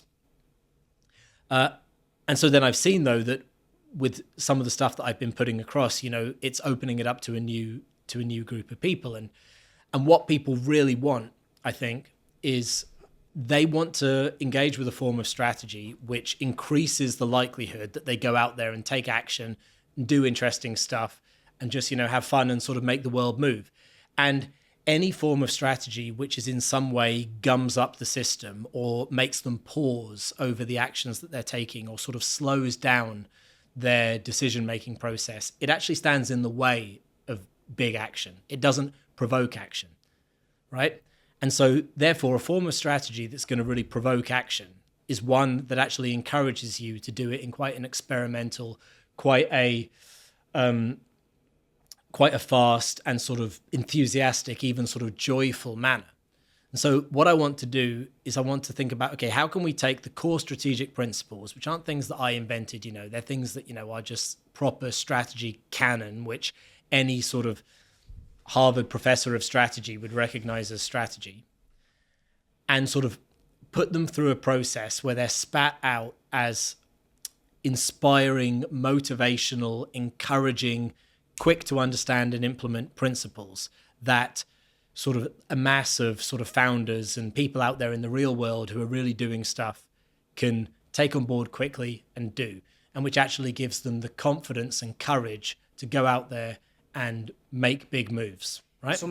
It's almost like, so you're adding the charisma to it, really, I think. So, because you are, I suppose you spent a year, or well, ever since we've known each other, coming up to a couple of years, I think, in terms of you've built whether you want to call it the kind of what you said there about how do you get ideas to go mainstream, and it's like you've almost built the strategy. Again, I'm using the analogy of a car here, but it's like you've got the chassis. The chassis. Yeah. The chassis. I can't. Some words I can't pronounce. Mate, the guy I interviewed this morning, his name's Oshin. It's Irish. I was going Oshan. I was a nightmare. But a lot of cars like BMWs have the same chassis as Minis. Yeah. But actually, it's what you're saying is it's much easier to say you've got a Mini. I'm not saying Mini is maybe for some people, but if you say you've got the same chassis, but what you're doing with this charisma is putting a different hood on the top, so it could be suddenly adding a lot of sexiness with the BMW with spoilers for some people, but you're spreading that idea. And I think it's true because it shows those cars drive exactly the same. Strategy drives exactly the same, but the one who's going to win, if you, for example, if you put a Lambo on top, then it's going to be like a magnet to people. And I think that's really interesting because what I'm learning today from you, mate, is it's not the best idea. It's the most charismatic idea. Yeah, exactly. And so this is I don't get a lot of sort of like hate online or people sort of like getting angry with me, but such as what I do get, it tends to be people who understand a lot about strategy, people who probably understand a lot more about strategy than I do. And they'll say, so I'll say whatever, some sort of like point. And someone might chip in and say, well, actually, that's not technically true. What is true is da da da da da. But what they miss is that, like, it doesn't matter what is true. What matters is what can people work with? What can people quickly digest, feel encouraged and motivated to go out? And then they go out and do the thing. And if the thing is actually only sort of 70, 80% right, that's fine, because you might have just, well, being real, you might have just dumbed it down a bit, or you might have put a slightly false spin on it in order so as that more people can interact with this idea. And what matters is the accessibility and the kind of pick up and play nature of the ideas. And so my view is that, like, at the moment, what you have is you have a world where 0.1% of people really understand proper academic strategy and they're doing it. And then 99.9% of people are just doing nothing, into nothing strategic. They aren't really engaging with it. So what I'm saying is, well, look, it will be a hell of a lot better to find a way of making strategy accessible to that 99.9% of people and getting them to act at least somewhat strategically, as opposed to what they're doing now. And if that means shaving off some of the rough edges and some of the boring bits and some of the kind of like overly technical wonkery that's necessary in pure play strategy, well, yeah, that's bloody great. You know, it's like Starbucks, right? Like Starbucks, if you were a real coffee snob, you would say that what Starbucks did to the coffee culture was dreadful, because Starbucks is not actually really proper artisan Italian coffee. But you know what Starbucks did is it got millions and millions of people who weren't interested in that world to start dabbling in coffee. And although Starbucks might not be the pure source when it comes to Italian coffee, well, it's a hell of a lot closer than what was happening before Starbucks, right? So, I mean, I guess if I was being really sort of like megalomaniacal about it, you know, I would say that I'm trying to be like the Starbucks of strategy. You know, you're not going to go to Palermo and take and have that sort of absolute 100% authentic, niche, very bitter, very hardcore espresso. No, you're going to have your Frappuccino in central London, but you're starting to play the game. And if more people can actually start to play the strategy game, then we're going to get better businesses, we're going to have more people giving value, and we're going to have people being more confident to take the kind of bold decisions that we were talking about at the beginning of the pod. It's like charisma is almost like a wind that puts wind into the sails of ideas. You know, it's like ideas and or strategies is, again, I don't know, I'm picking houses, cars, boats, but if you had like loads of boats lined up, the charisma is what pushes it. I want to talk about Charles Bukowski, if I've said that, Bukowski? Oh, Charles Bukowski. Bukowski. I think so, yeah. So I've read his book, The Postman. Oh, I read that recently, which is really good. I think that's a book. Just the Post Office. Post Office, yeah. Sorry. Yeah. So just to give some context for listeners, is I think he featured one of his books in your best reads of 2023. Yep. He was a bum around, kind of just failed, drunk heavily, but then kind of, I think he became, his work started to do well late in life. But he's got a quote I love, which is, "Some lose all mind and become soul insane. Some lose all soul and become mind intellectual. Some lose both and become accepted."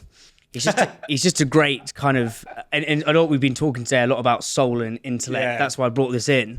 But what book did you read of his, and what did that? So I did read that one. What did he teach you about strategy? But then, he's a poet primarily, and you know, he's recognized as one of the greatest, if not the greatest, American poets of the 20th century. And was he a poet? I didn't realize he was I thought he was just a. No, he's principally a poet. Oh, really? Yeah. Oh, well, this is where you're going to get the real juice.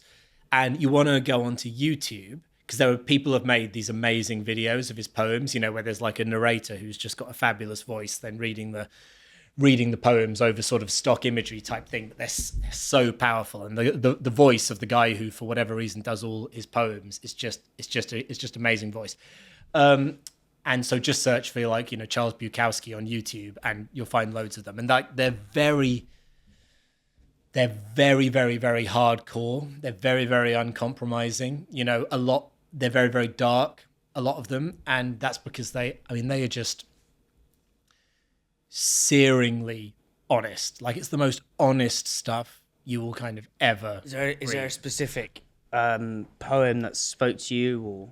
There's one that that had me absolutely in pieces, which isn't particularly relevant to our conversation, but since you I like going off the rails, mate. It's called So Now, and it's actually S-O space. So Now, that's it. As in like so in the now, kind of. So now. S-O space N-O-W. Okay, yeah.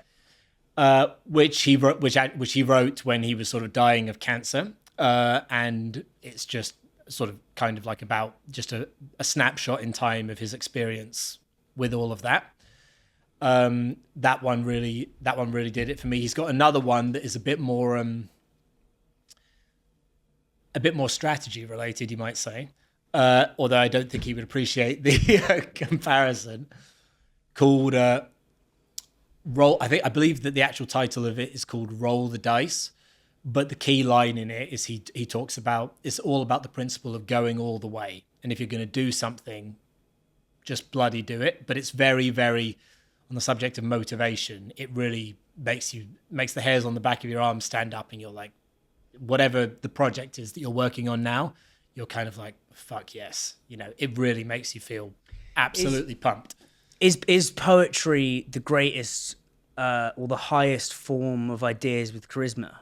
Yeah, so there's I've been getting quite a lot more into poetry recently for this very reason, because what you're talking about is, there's another great book to just chuck books all over the place called The Elements of Eloquence, which is a very, very funny read, and it's about rhetoric and about different sort of rhetorical devices. And the author, he says, it's not the exact quote, but I'll give you the gist. And he says, the way that they teach poetry in school is absolutely ridiculous, because it's all about analyzing what the poet meant and trying to take out the message, or what the hidden message is of what the poet was really talking about.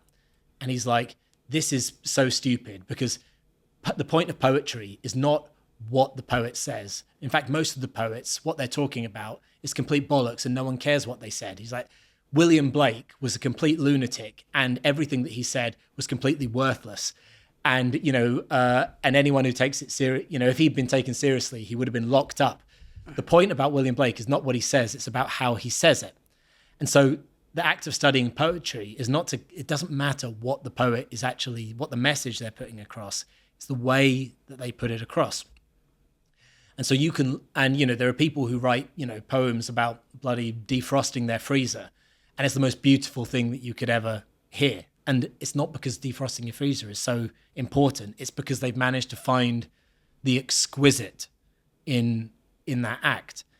And so you can see how then this is very, very relevant to, certainly if you're producing content, as I do a lot, you want to have those turns of phrase and that kind of, that energy and that soul, which makes people connect with something.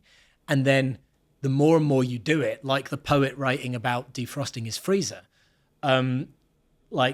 you can get people to be sort of enraptured by kind of anything, right? Because there is just this, going back to is strategy about the content, or is it about the inspirational factor, the charisma point? Every single piece of communication we put out there, it's 50% substance, 50% style. And we are, in fact, this is a great quote from the guy who wrote that book. He says, we live in a culture that is unhealthily obsessed with substance. And I thought this was fantastic. I think we are unhealthily obsessed with substance. I think that we believe that the substance of a post, of a strategy, of an idea, whatever, is the thing that really counts. And we've been taught to think that style is somehow, at best, not important, at worst, perhaps manipulative, perhaps a way of selling kind of bullshit. And I think this is wrong. I think that like the style is everything, and it's the style which actually reveals the value in the substance. So you need to become, as a leader, as a strategist, as a founder, as anybody whose job involves communicating something to other people in a way that's going to make them act, which when you think about it, that's a hell of a lot of jobs. You know, it's not what a bricklayer does, it's not what a coder does, but it is what a hell of a lot of jobs involve. And every one of those jobs, certainly a bloody founder, it's your responsibility to be a stylist. And so if your responsibility is to be a stylist, then it's your responsibility to take this seriously. And then you should actually be quite interested in poetry. And you come to someone like Bukowski, who is just communicating with such searing power that it kind of singes your eyebrows off in some cases. You got to imbue that, and you've got to start to develop a sensitivity for that. And you don't have to like necessarily sort of unpack it and think, oh, how could I do a LinkedIn post in the style of Charles Bukowski or something? But you just start to develop the taste, the sensitivity for it. And before you know it, then you start to get even just 1 or 2% of his power. And that's going to make a huge difference to everything that you're putting across. Hi guys, super quick one. So excited. Look, for years I've been badgered on about Hungry the podcast. You're probably bored to death. Thanks for putting up with me. But Hungry is also an agency, and we look after one amazing brand called Islands Chocolate. We've had a great time over the year. We've won listings at a load of wholesalers. We've won Milk and More. We've got our first grocery listing coming very soon, which is very sick. But what I'm thrilled to announce is Hungry is merging with HC Consulting. My boy Harry Clark and his wonderful team, he's an absolute G. They do brand strategy, new business and account management. But why I really love working with Harry and why we've got on so well over the last couple of months is Harry was actually the founder of the boozy ice brand Pops. So he's been in the trenches, he's grafted his face off, he's had the sleepless nights, he's had the turmoil, he's had the triumph. He knows what it is to be a founder. He is a founder. And he's got a proven track record in grocery and out of home. Holy moly dips, the gut stuff, Savile drinks, Remio gelato. So if you're a brand and you're stuck, you're looking for like new business help, you're looking to scale, drop us a message. We'd love to chat. Thank you so much. Back to the old episode. But I also think there's a symbiotic relationship of what you said there, and I thought this was a beautifully simple but poignant line of the style reveals the substance.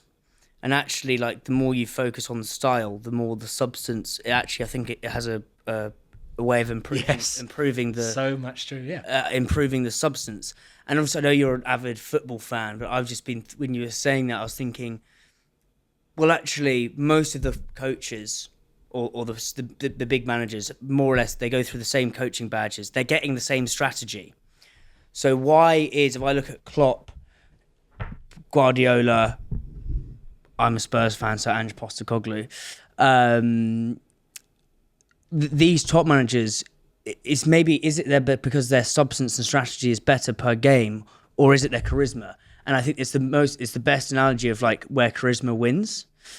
What time have you got to go? No. I've got no deadline, but I just want to pick up on that because you've really touched on a real kind of pet peeve of mine, which is that.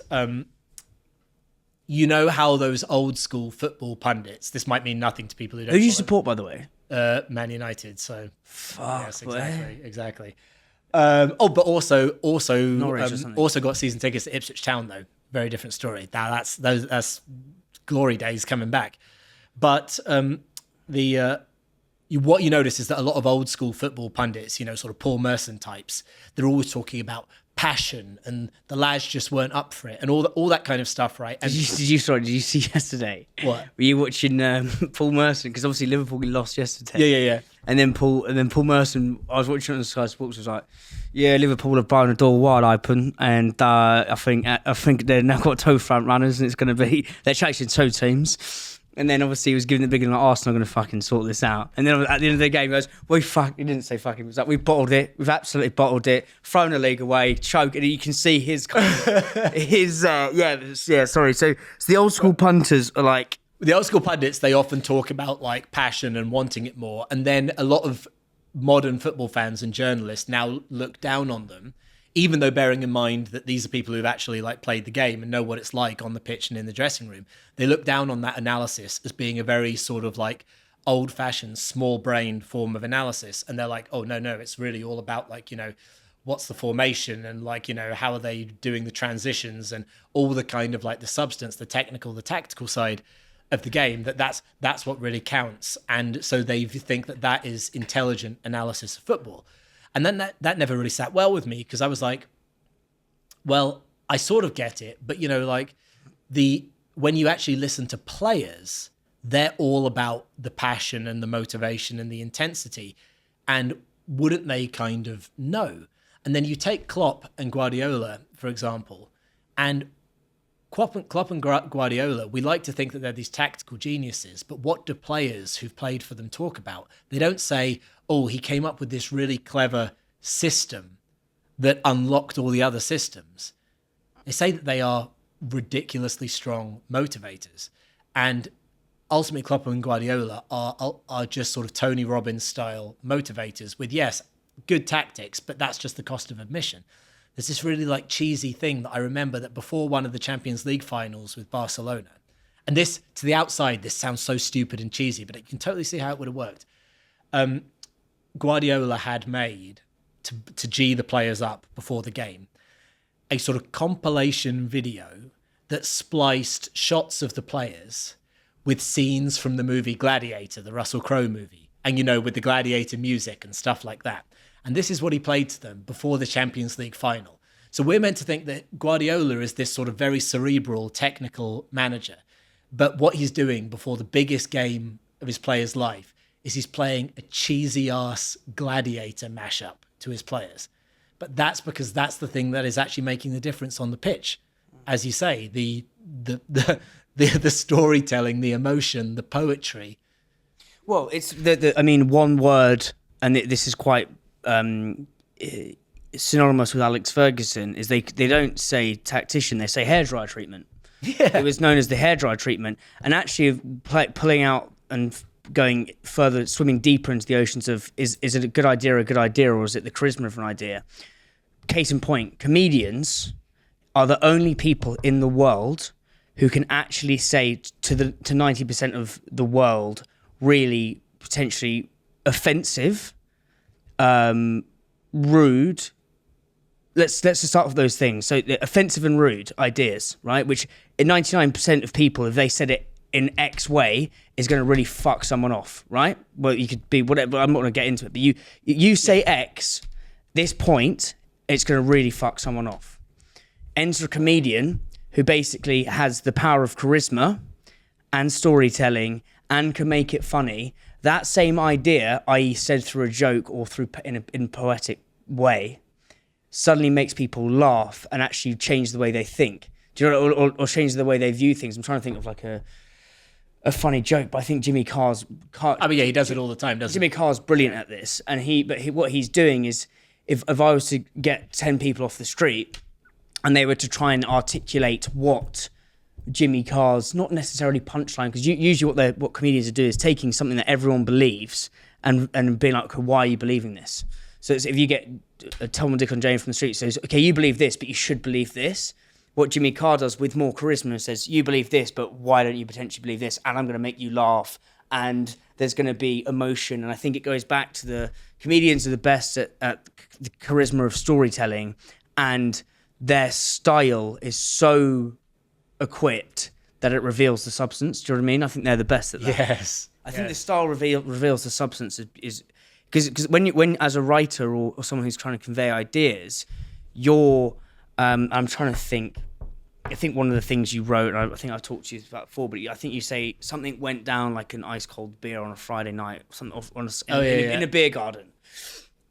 Like it's just it just adds a layer of charisma. Well, it's funny, actually, because on like the LinkedIn post, something that quite annoys me, but it's very revealing, is that sometimes I'll do a post, I think, oh yeah, this is a really good post, and I'll put it out there, and then it's like getting good engagement, and everyone's sort of loving it, and then you get someone in the comments who will say in a positive, supporting way, they'll say, oh, yes, it's basically, and then they'll just say a completely cliched articulation of what I'm saying. So maybe the actual substance of the post is something similar to, let's say, I don't know, like, it's important to listen to your customer, right? So forgetting about what the post is, I'll do something that looks very original and creative and interesting, or in my head, it's like that. And then someone will say in the comments, oh, yes, it's really important to listen to the customer. And I'll be like, bloody hell. I mean, he's like called me out there in that what I'm saying is something completely generic and dull and stupid, like listen to your customers. And I'm presenting it like it's this like incredible insight or amazing new idea, but actually it's just this bollocks. But if I'd put out there, listen to your customers, no one would have reacted to that. But because I've found a charismatic, poetic way of saying a truism, suddenly people are paying attention to this idea that before was just bloody wallpaper. And so again, is the idea actually an important idea? Not really. What is important is the energy that people attach to it and the extent to which they're going to follow through. So David Ogilvy's got one, which is, you see no statues in community parks of committees. And it's like that visual of like, oh yeah, I've never seen a statue of like a group of people. Like what a gazillion other people could say is, don't make decision by committee, is what is basically, is the kind of the reductionist bit of it. But he's added some storytelling of, you never see, and he's made it specific with garden, not garden. It says it's in parks, I think it is. It says you never see statues of committees in communal parks, and straight away it's added this. Yeah, that is a great example. So if I posted, or anyone posted that quote, that Ogilvy quote, I mean, if he hadn't done it already, if you just came up with it, people would be bloody loving it, and you get loads of shares and all the rest of it, right? But if you said design by committee is bad, you get 0 likes. Yeah. So answer me, what are people actually responding to here? They aren't responding to the idea. Yeah. The other one he's got, which because you know what I was saying about, like, I think David Hyatt's one is your old gold is new gold, someone else. But what, and I actually applied this to the podcast in terms of like repurposing content. But David Ogilvy says you're not advertising to a standing army. You're advertising to a marching band, i.e. people are walking past, i.e. people are fucking busy. It's like you have to constantly deliver the same message. But he was, have you read Confessions of an Advertising Man? Mate, you need to. Wait, who read that one?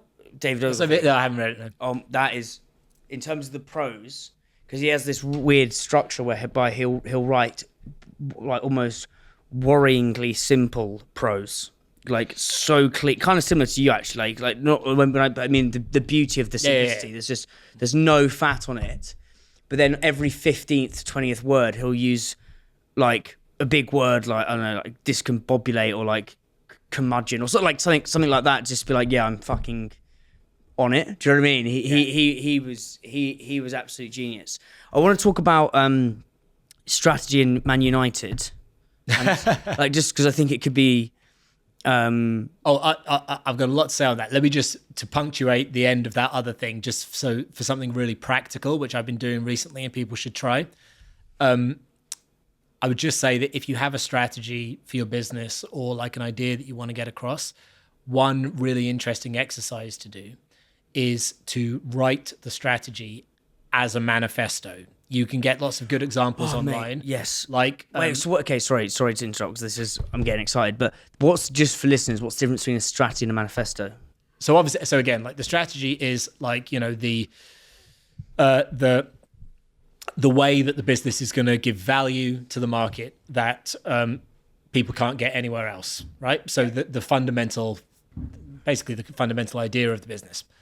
So the manifesto then is just a format. It's literally just a format, right? So if you can look up good examples of brand manifestos or company manifestos online. There's a really famous Nike example that's, these principles, 1, 2, 3, 4, 5, 6, 7, 8, 9, 10.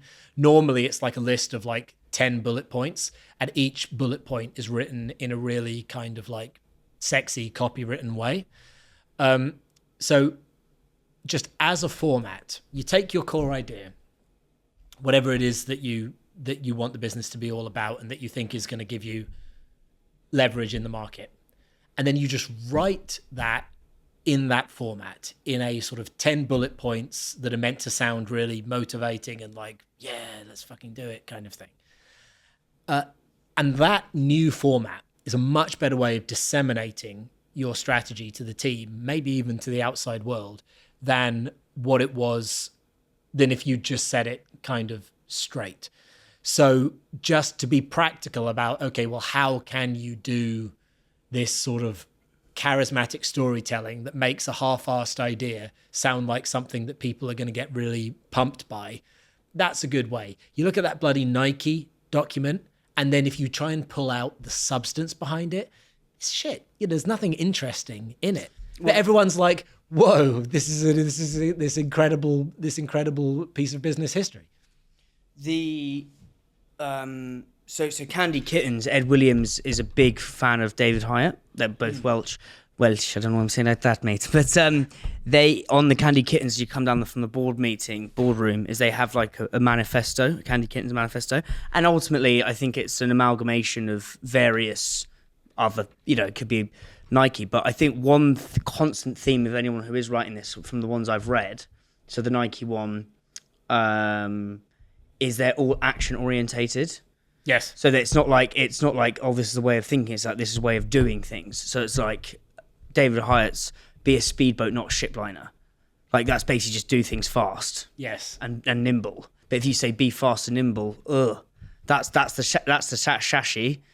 Be a speedboat, not a shipliner. That's the Lamborghini hood. Do you know what I mean? I had a crack at writing one for myself. Do you want me to read it out at least? Then you've got an example. What is this for your personal, like? No, for basic arts. It's no bullshit strategy manifesto. So it's not for basic arts, but it's for the audience. Like thinking, okay, well, the way that I was thinking about it was, if people, obviously I'm trying to teach people how to do strategy, and obviously they can read my book, or they can do a whole bunch of, or like read all my posts or whatever it might be, subscribe to the newsletter. But I was like, is there a sort of just a manifesto that I could put out where a person could pin it to their desk, and like if they abided by these principles, they would be really strategic. So I was using this as like, what's the most sort of like raw and direct and exciting way that I can communicate the approach, which is like ultimately all it is that you're really doing. So I just got to find it. But it just, not really to advertise the content, but just more to like to really give people a grasp of the format and what it feels like. So I did 10 bullet points, so I'll just read them out. The No Bullshit Strategy Manifesto. 1, give. 2, give people what they want but can't get elsewhere. 3, give up space to your competitors and let them have it. You'll get it back and then some. 4, if you want to say you're different, do something different. 5, the shortest path to difference is disagreement. Start there. 6, don't look for insights. You'll never find them. Instead, look for secrets. 7, secrets can be found 2 hours deep into an honest conversation with someone you trust. They'll be signaled by laughter. 8, the right idea, when it comes, will demand no proof. It will only demand action. 9, and when you do act. Go all the way and then keep going. 10, only is better than best. The end, right? So you get the flavor, right? They're like little aphorisms, but they're like they're little short 1-sentence aphorism stories, really. Exactly. And so this is just like a digestible, interesting way. And and you put something to that format, and it doesn't matter how banal it is, people will kind of they'll like it. And David Hyatt, I mean, he's a master at these, and he did the best performing Facebook ad they ever did for his jeans company was a manifesto, and it just it just powers through. And Really? yeah. And because I wrote one on holiday because and actually this is kind of segues nicely to what I want to talk about is basically 8 things David Hyatt's taught me, because I actually I don't listen back to the episode, but when I'm getting too obsessed or attaching too much of my self-worth to the podcast, he's a great reminder of he has these beautiful aphorisms like scale kills magic. It's like, why do I want to grow 20%? Like, why? Like, I'm actually, he says, be a time billionaire. Like, I can literally, we're this kind of similar, I know you've got kids, but like, we can literally, I'm in complete agency of my time. It's like, I may not have as much money as my mates, but like, I can do that. The speedboat versus shipliner. Don't turn your imagination into worry. Something I do all the time. I mean, this shows how punchy he is, because as in he's really taught me loads. Just place lots of small bets to find your big bet. But all these things work. But what I would love to know is how so I think when we did our first podcast, the book was just coming out. Then the second one, your audience grew substantially. Your audience is now pretty humongous across everything. How are you dealing with the pressure of that? And is there any fear? I'm not saying, because I've had this as well, in my fucked up head of what if the podcast isn't relevant anymore? How do you deal with those things? Because it's that I don't think many people will. I haven't already heard you talk about that, and it's no, I do think about that a lot. I do often feel like, was this just a moment in time? Am I just sort of flavor of the month? On LinkedIn anyway, is this sustainable? Can I grow? Or was this just I had a bit of energy behind me, whether it was from the algorithm or a finite group of people who are maybe into the stuff, and then you hit a brick wall and that's it, and you've just reached your natural size. I worry about, will they change the algorithm to actually turn against my kind of content? I think I have a strong feeling of I have to make hay while the sun shines, and if I don't do everything now and really sort of exploit all of the traction that I have now, then it will just disappear, and then I'll be sort of back to square one, which I'm not even sure if that's physically possible, but it feels like it's possible.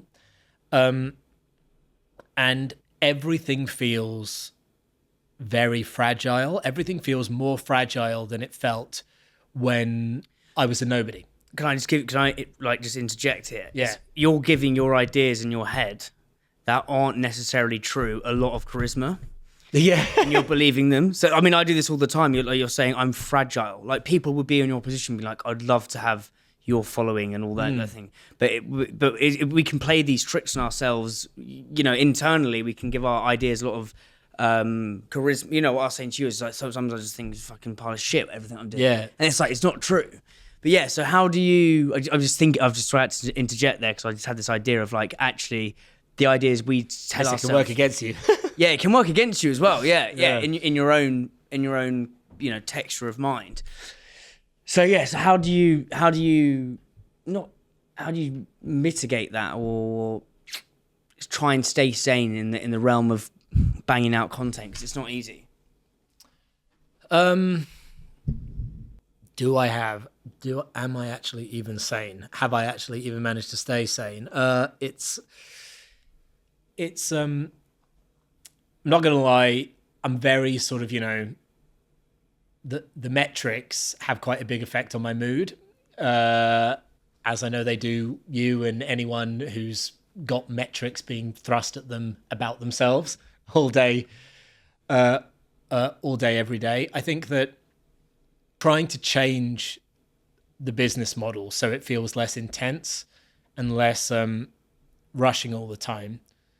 And what that means is and I haven't done it yet completely, is that I need to move from being what I was, which is basically a consultant who writes some posts to market his consultancy, to actually more like, horrible as it sounds, a content creator who does consultancy on the side, because you have to recognize where your strength lies, where your leverage lies.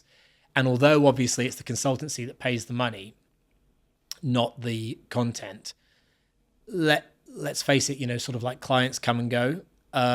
But the thing that you're building at the heart of the business, that is the asset, that is the tree from which the fruit grows. And so you can no longer treat that as a sideshow. You have to treat that as the main event, even if it doesn't have the direct, even if it isn't directly how you're earning the money. So I suppose what I'm doing to kind of try and grasp this stuff is to reorganize the business around the content, spend a higher proportion of my time producing it, so it isn't something which quite literally for a long time, and even now, you know, it's like, oh my God, it's 11 a.m. on a Tuesday, let's quick bash something out in 10 minutes and then get back to work sort of thing. Is that how it is? Quite a lot of the time, yeah. And that's not very... So that's high stress. What's the... Yeah, but I think there's a beauty of chaos in creating content, because it forces back to what you were saying in terms of the rails. Is sometimes I find that if I've got to write a piece in 10 minutes, it will do better than something I spent fucking 15 hours on. It's jarring.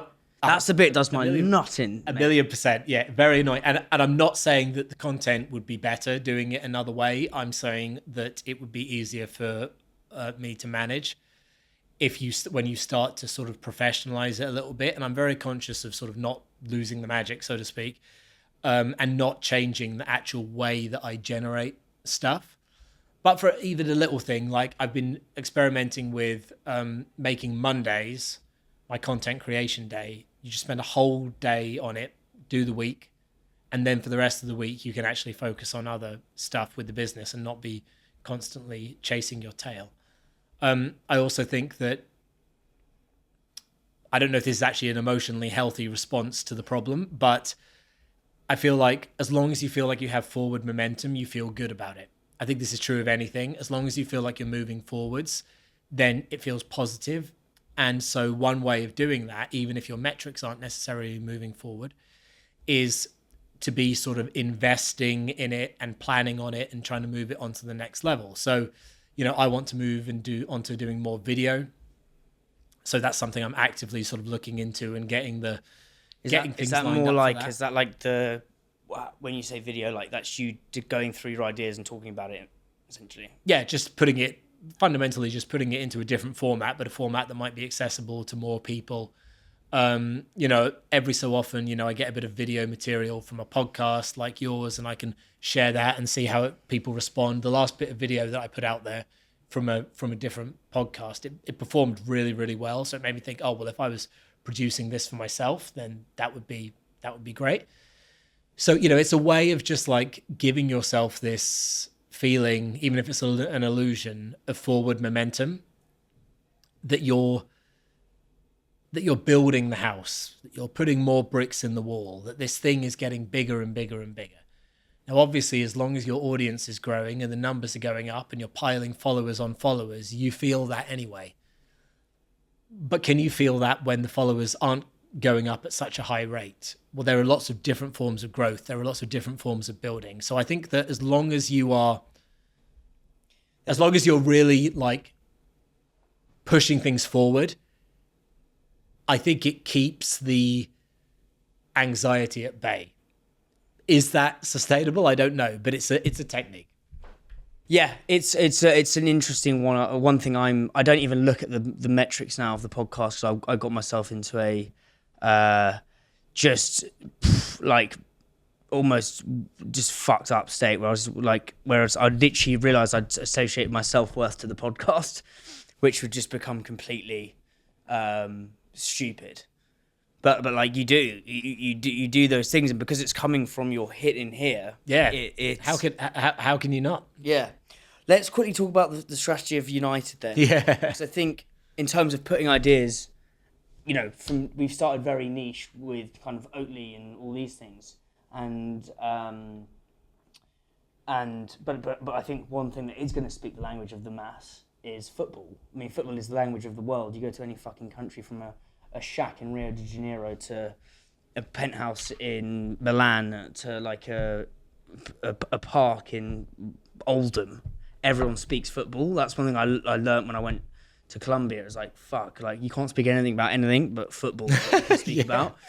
And football could be a way of turning what we've talked about today into mainstream. So what is going wrong with United's strategy first? Where does the charisma come into this, and where does the storytelling come into this? Well, I got and maybe the culture as well. Yeah, I got a big theory about this, which is probably complete bollocks, but it might be. It can be bollocks as long as it's got charisma behind it. Exactly. Yeah. If it's true, it explains everything that's gone on with United in the past decade, i.e., massive, ridiculous failure. And so it comes back to, like I said, so what is the strategy? Strategy is figuring out what this business, what this organization is there for, and what its primary thing to deliver is. Now, in the case of football, it's not like normal business because it's a sport, and because what that means is that all of the businesses have got kind of like the same goal effectively, which is to sort of win football matches. And it's not a problem that they're all kind of competing with each other, because that's the whole bloody point of football. But ostensibly you think, well, what does a football club want to do? They want to win trophies. And definitely if you look at, you know, Liverpool or whoever, that is true. And they're putting all of their energies into getting better at football and winning the most number of matches possible. Fine. So people look at United and they say, how can they possibly have got it so wrong? How can they have been so crap for so long? And it doesn't make any sense. It's sort of like it's such a historic failure of management and mismanagement that you can't really get your head around it, given that you assume that the people there know what they're doing. Unless actually maybe things have been going according to plan all along. Because what if they are measuring themselves by a different yardstick to other football clubs, and they recognise that the stock in trade of Manchester United is not trophies, but eyeballs. Now, what is Manchester United? It's a media organisation. Any football club, if you were to look at it as a business as opposed to a sports team, they are media organisations. They generate units of media, which they then sell through sponsorships and TV rights and all the rest of it. So a successful strategy, if you were to look at it as a pure business, is you just basically try and become the most talked about, you become the most talked about, most obsessed over team in the world. And ironically, actually being too good can stand in the way of that, because you can be a bit boring. What you want is drama. What you want is sizzle. You want to be signing players who are interesting stories to sign. You want there to maybe be a little bit of drama. It's not that you want things to go badly. It's more that it doesn't really matter whether they go badly, because you win either way, because people are talking about you. And to this day, Manchester United get exponentially more clicks and more interest than any other football club on the planet, even though they are rubbish. And arguably because they are rubbish. So if you say that United's strategy is actually to just generate controversy and media, then they're phenomenally successful.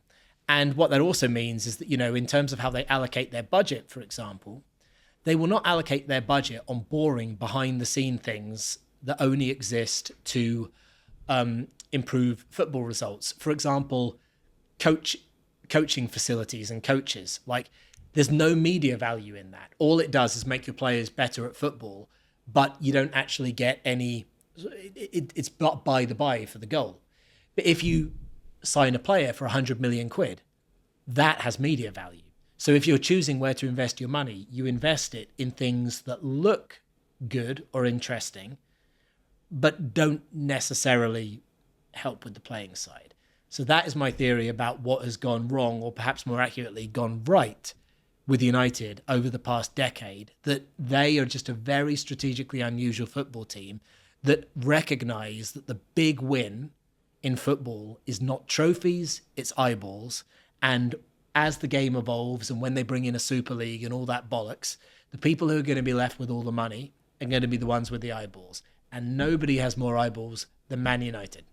It's a beautiful story, or just reframe of like what strategy is on that much deeper level, because we were talking about at the beginning USPs versus the deeper USD, which is unique different point of disagreement. Yeah, they're disagreeing about what football is for. Trophies are the top line USPs, for example. Whereas the deeper strategy is we want eyeballs. And I think it's just beautiful. So I kind of do agree with you, but I also that's a great. I do. I'm probably giving them too much credit, because that would imply that they are absolute bloody geniuses, the people running the club, and I'm not entirely convinced. But then, because I think that what you've said there is a great illustration of strategy and the difference between USPs and the whole of like strategies so far on the ground. Yes, and actually, what may look like an ugly house to one person, i.e. losing games, is actually a beautiful house to the beholder, because it means generating eyeballs, for example. But park that and let's talk about actually winning trophies. Let's just say their strategy is to win trophies, which they're not doing. And it's a great kind of example of where the kind of deep strategy, charisma, storytelling, culture all breathes around that club. If the strategy, the deep-rooted strategy, is to win trophies, where do you think it's going wrong? This is actually a much more complicated question than I think you think it is, because there's something about sport, which, like I was sort of hinting at before, is very different from business, in that in business, effectively, there are no rules. It's this open, infinite game playing field, and you just generate new value and you collect value. And by definition, you should not be doing what your competitors are doing, right? So you're trying to actively not compete with other businesses. The whole point of sport is that you have this very, very narrow, very restricted, very artificial set of rules, the rules of the game, which everybody has to compete under, which forces everybody into the same place. And explicitly, it's a competition. And it is literally who is going to finish top of the league, who's going to finish number 2. So there is no there's no league table in business. Everyone's kind of playing their own game, or they should be. But in football, there is quite literally a league table, because the rules are so narrow that everyone's doing the same thing.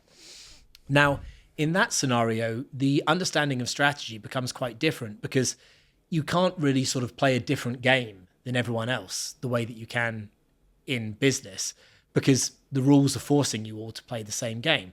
Of course, you can come up with sort of like tactical innovations and stuff like that. So there is a bit of that. But really, the winner is not the person who comes up with this really differentiated strategy. The winner is the person who plays the game to the highest possible level. And what that means, which is obviously what you see with, famously, I think the England rugby team were big on this back in the day, and lots of sports teams, is you've got to squeeze out every marginal gain possible. You have got to do everything that 1% better than everyone else. And that's why there's so much intensity and so much passion and effort, and all of these things count. Because if your players are 1% more at the races than the other team's players, even if they're better than you, you can win, because you can just sort of go the extra inch and push through. And in order to have that level of sort of incredible high performance and intensity, which is what people like Guardiola and Klopp are famous for, everything needs to be obsessively and relentlessly geared towards the sport, and absolutely no compromises. It's probably not nice to be inside an environment like that. It's probably bloody hard, bloody unpleasant, and it takes a real type of personality to be able to tolerate the pressure. So, in terms of United, clearly that is not the case. Clearly this is not a club with a obsessive, aggressive focus on squeezing out that extra inch and putting it all on the field, because and this is not something I'm making up, this isn't my theory, this is something that people talk about with United all the time. Their priorities are very diffuse. Louis van Gaal, former United manager, he warned current Man United manager, another Dutchman, Erik ten Hag, He said to him, I advise him not to go there because he would be better off at a football club that prioritizes football, not a commercial organization that prioritizes commercials. And what he meant by that is that United, for example, they make their players do all sorts of commercial activities that make them take their eye off the ball, which at other clubs they don't do. Such as? Oh, I don't know, photo shoots for sponsors, that kind of thing. Right. So United are not wholly focused on the sport. Even if my other theory is bollocks, it's a fact documented by the prior managers that United is not a club wholly focused on the sport. And then you've got people, you know, players, when they sell the club to players, when they try and sign players, one of the main ways that they do it is that they show them how many more Instagram followers they'll get if they sign for United. You know, they'll 10x their Instagram followers overnight, which means that they're open to better sponsorship deals, etc., etc. Is that true? It's true. It's fact. Other clubs don't do that. I'm not saying it's a bad idea because obviously it persuades people to sign for them who might not otherwise sign for them. But you might question what kind of personality that attracts to the club and whether or not they are people who are all about on the pitch glory and nothing else. And so obviously people do throw those accusations at United players all the times that, you know, they're more about the brand, their own brand, than they are about winning trophies and blah, blah, blah, blah, blah. So it's this lack of obsessive dedication, I think, that is what holds them back. And ultimately it's the only form of strategy that, when all is said and done, really works in football, because I want to stress, football is not about differentiation. Football is about intensity. And where I think businesses go wrong is that a lot of businesses, they try and learn lessons from sport. And they think, if we just try to be the best, and if we just try to do things very intensely and just like outperform our competitors, that's how we'll win. But that's wrong. They're trying to build, when businesses learn from sport, they're trying to build the house as fast as humanly possible, without actually sitting back and asking what house are we building or where are we building it? Do you know what I mean? And I think that is interesting, the differences and similarities between sport and, because looking through the strategy lens, it's like, yeah, well, strategically, United are fucking smashing it. They have the most controversial. God, I'm getting. I've done 2 podcasts today. You can tell the controversy around it. Culture is plumbing. These little things that tell the story of we want the strategy to attract the most combustible potentially players who are there for the brand. Well, then, the culture is plumbing. We'll come here for Instagram followers, and all of this could be, you know, theoretical, but they're just great examples of teasing out the difference between strategy, story, culture. And I think it is interesting. I think as a Spurs fan, you see it. We almost had the complete opposite of that, where we had everything. The bottom strategy, the literally the new stadium being the kind of the epicenter of that, or the mecca of that. But then you bring in the wrong charisma and the wrong storyteller, i.e. Conte, who plays a defensive system. Culture is plumbing. You know, we were basically essentially parking the bus and we've got 2 fucking rapid wingers. Get rid of him. Same strategy, same deep strategy, different storyteller, different charisma, more of a kind of paternal figure versus a combustible figure like Conte. And like, well, fucking, we're probably not going to finish top 4, but like we're on the way, right? We're moving. Yeah. Mate, we're gonna have to wrap that up because I've got to go shortly. But as always, I could talk to you about all this stuff for fucking yonks. So yeah, thank you so much. Absolutely. I've absolutely loved it. Yeah, I hope we didn't meander too much or just the right amount. Perfect. Yeah.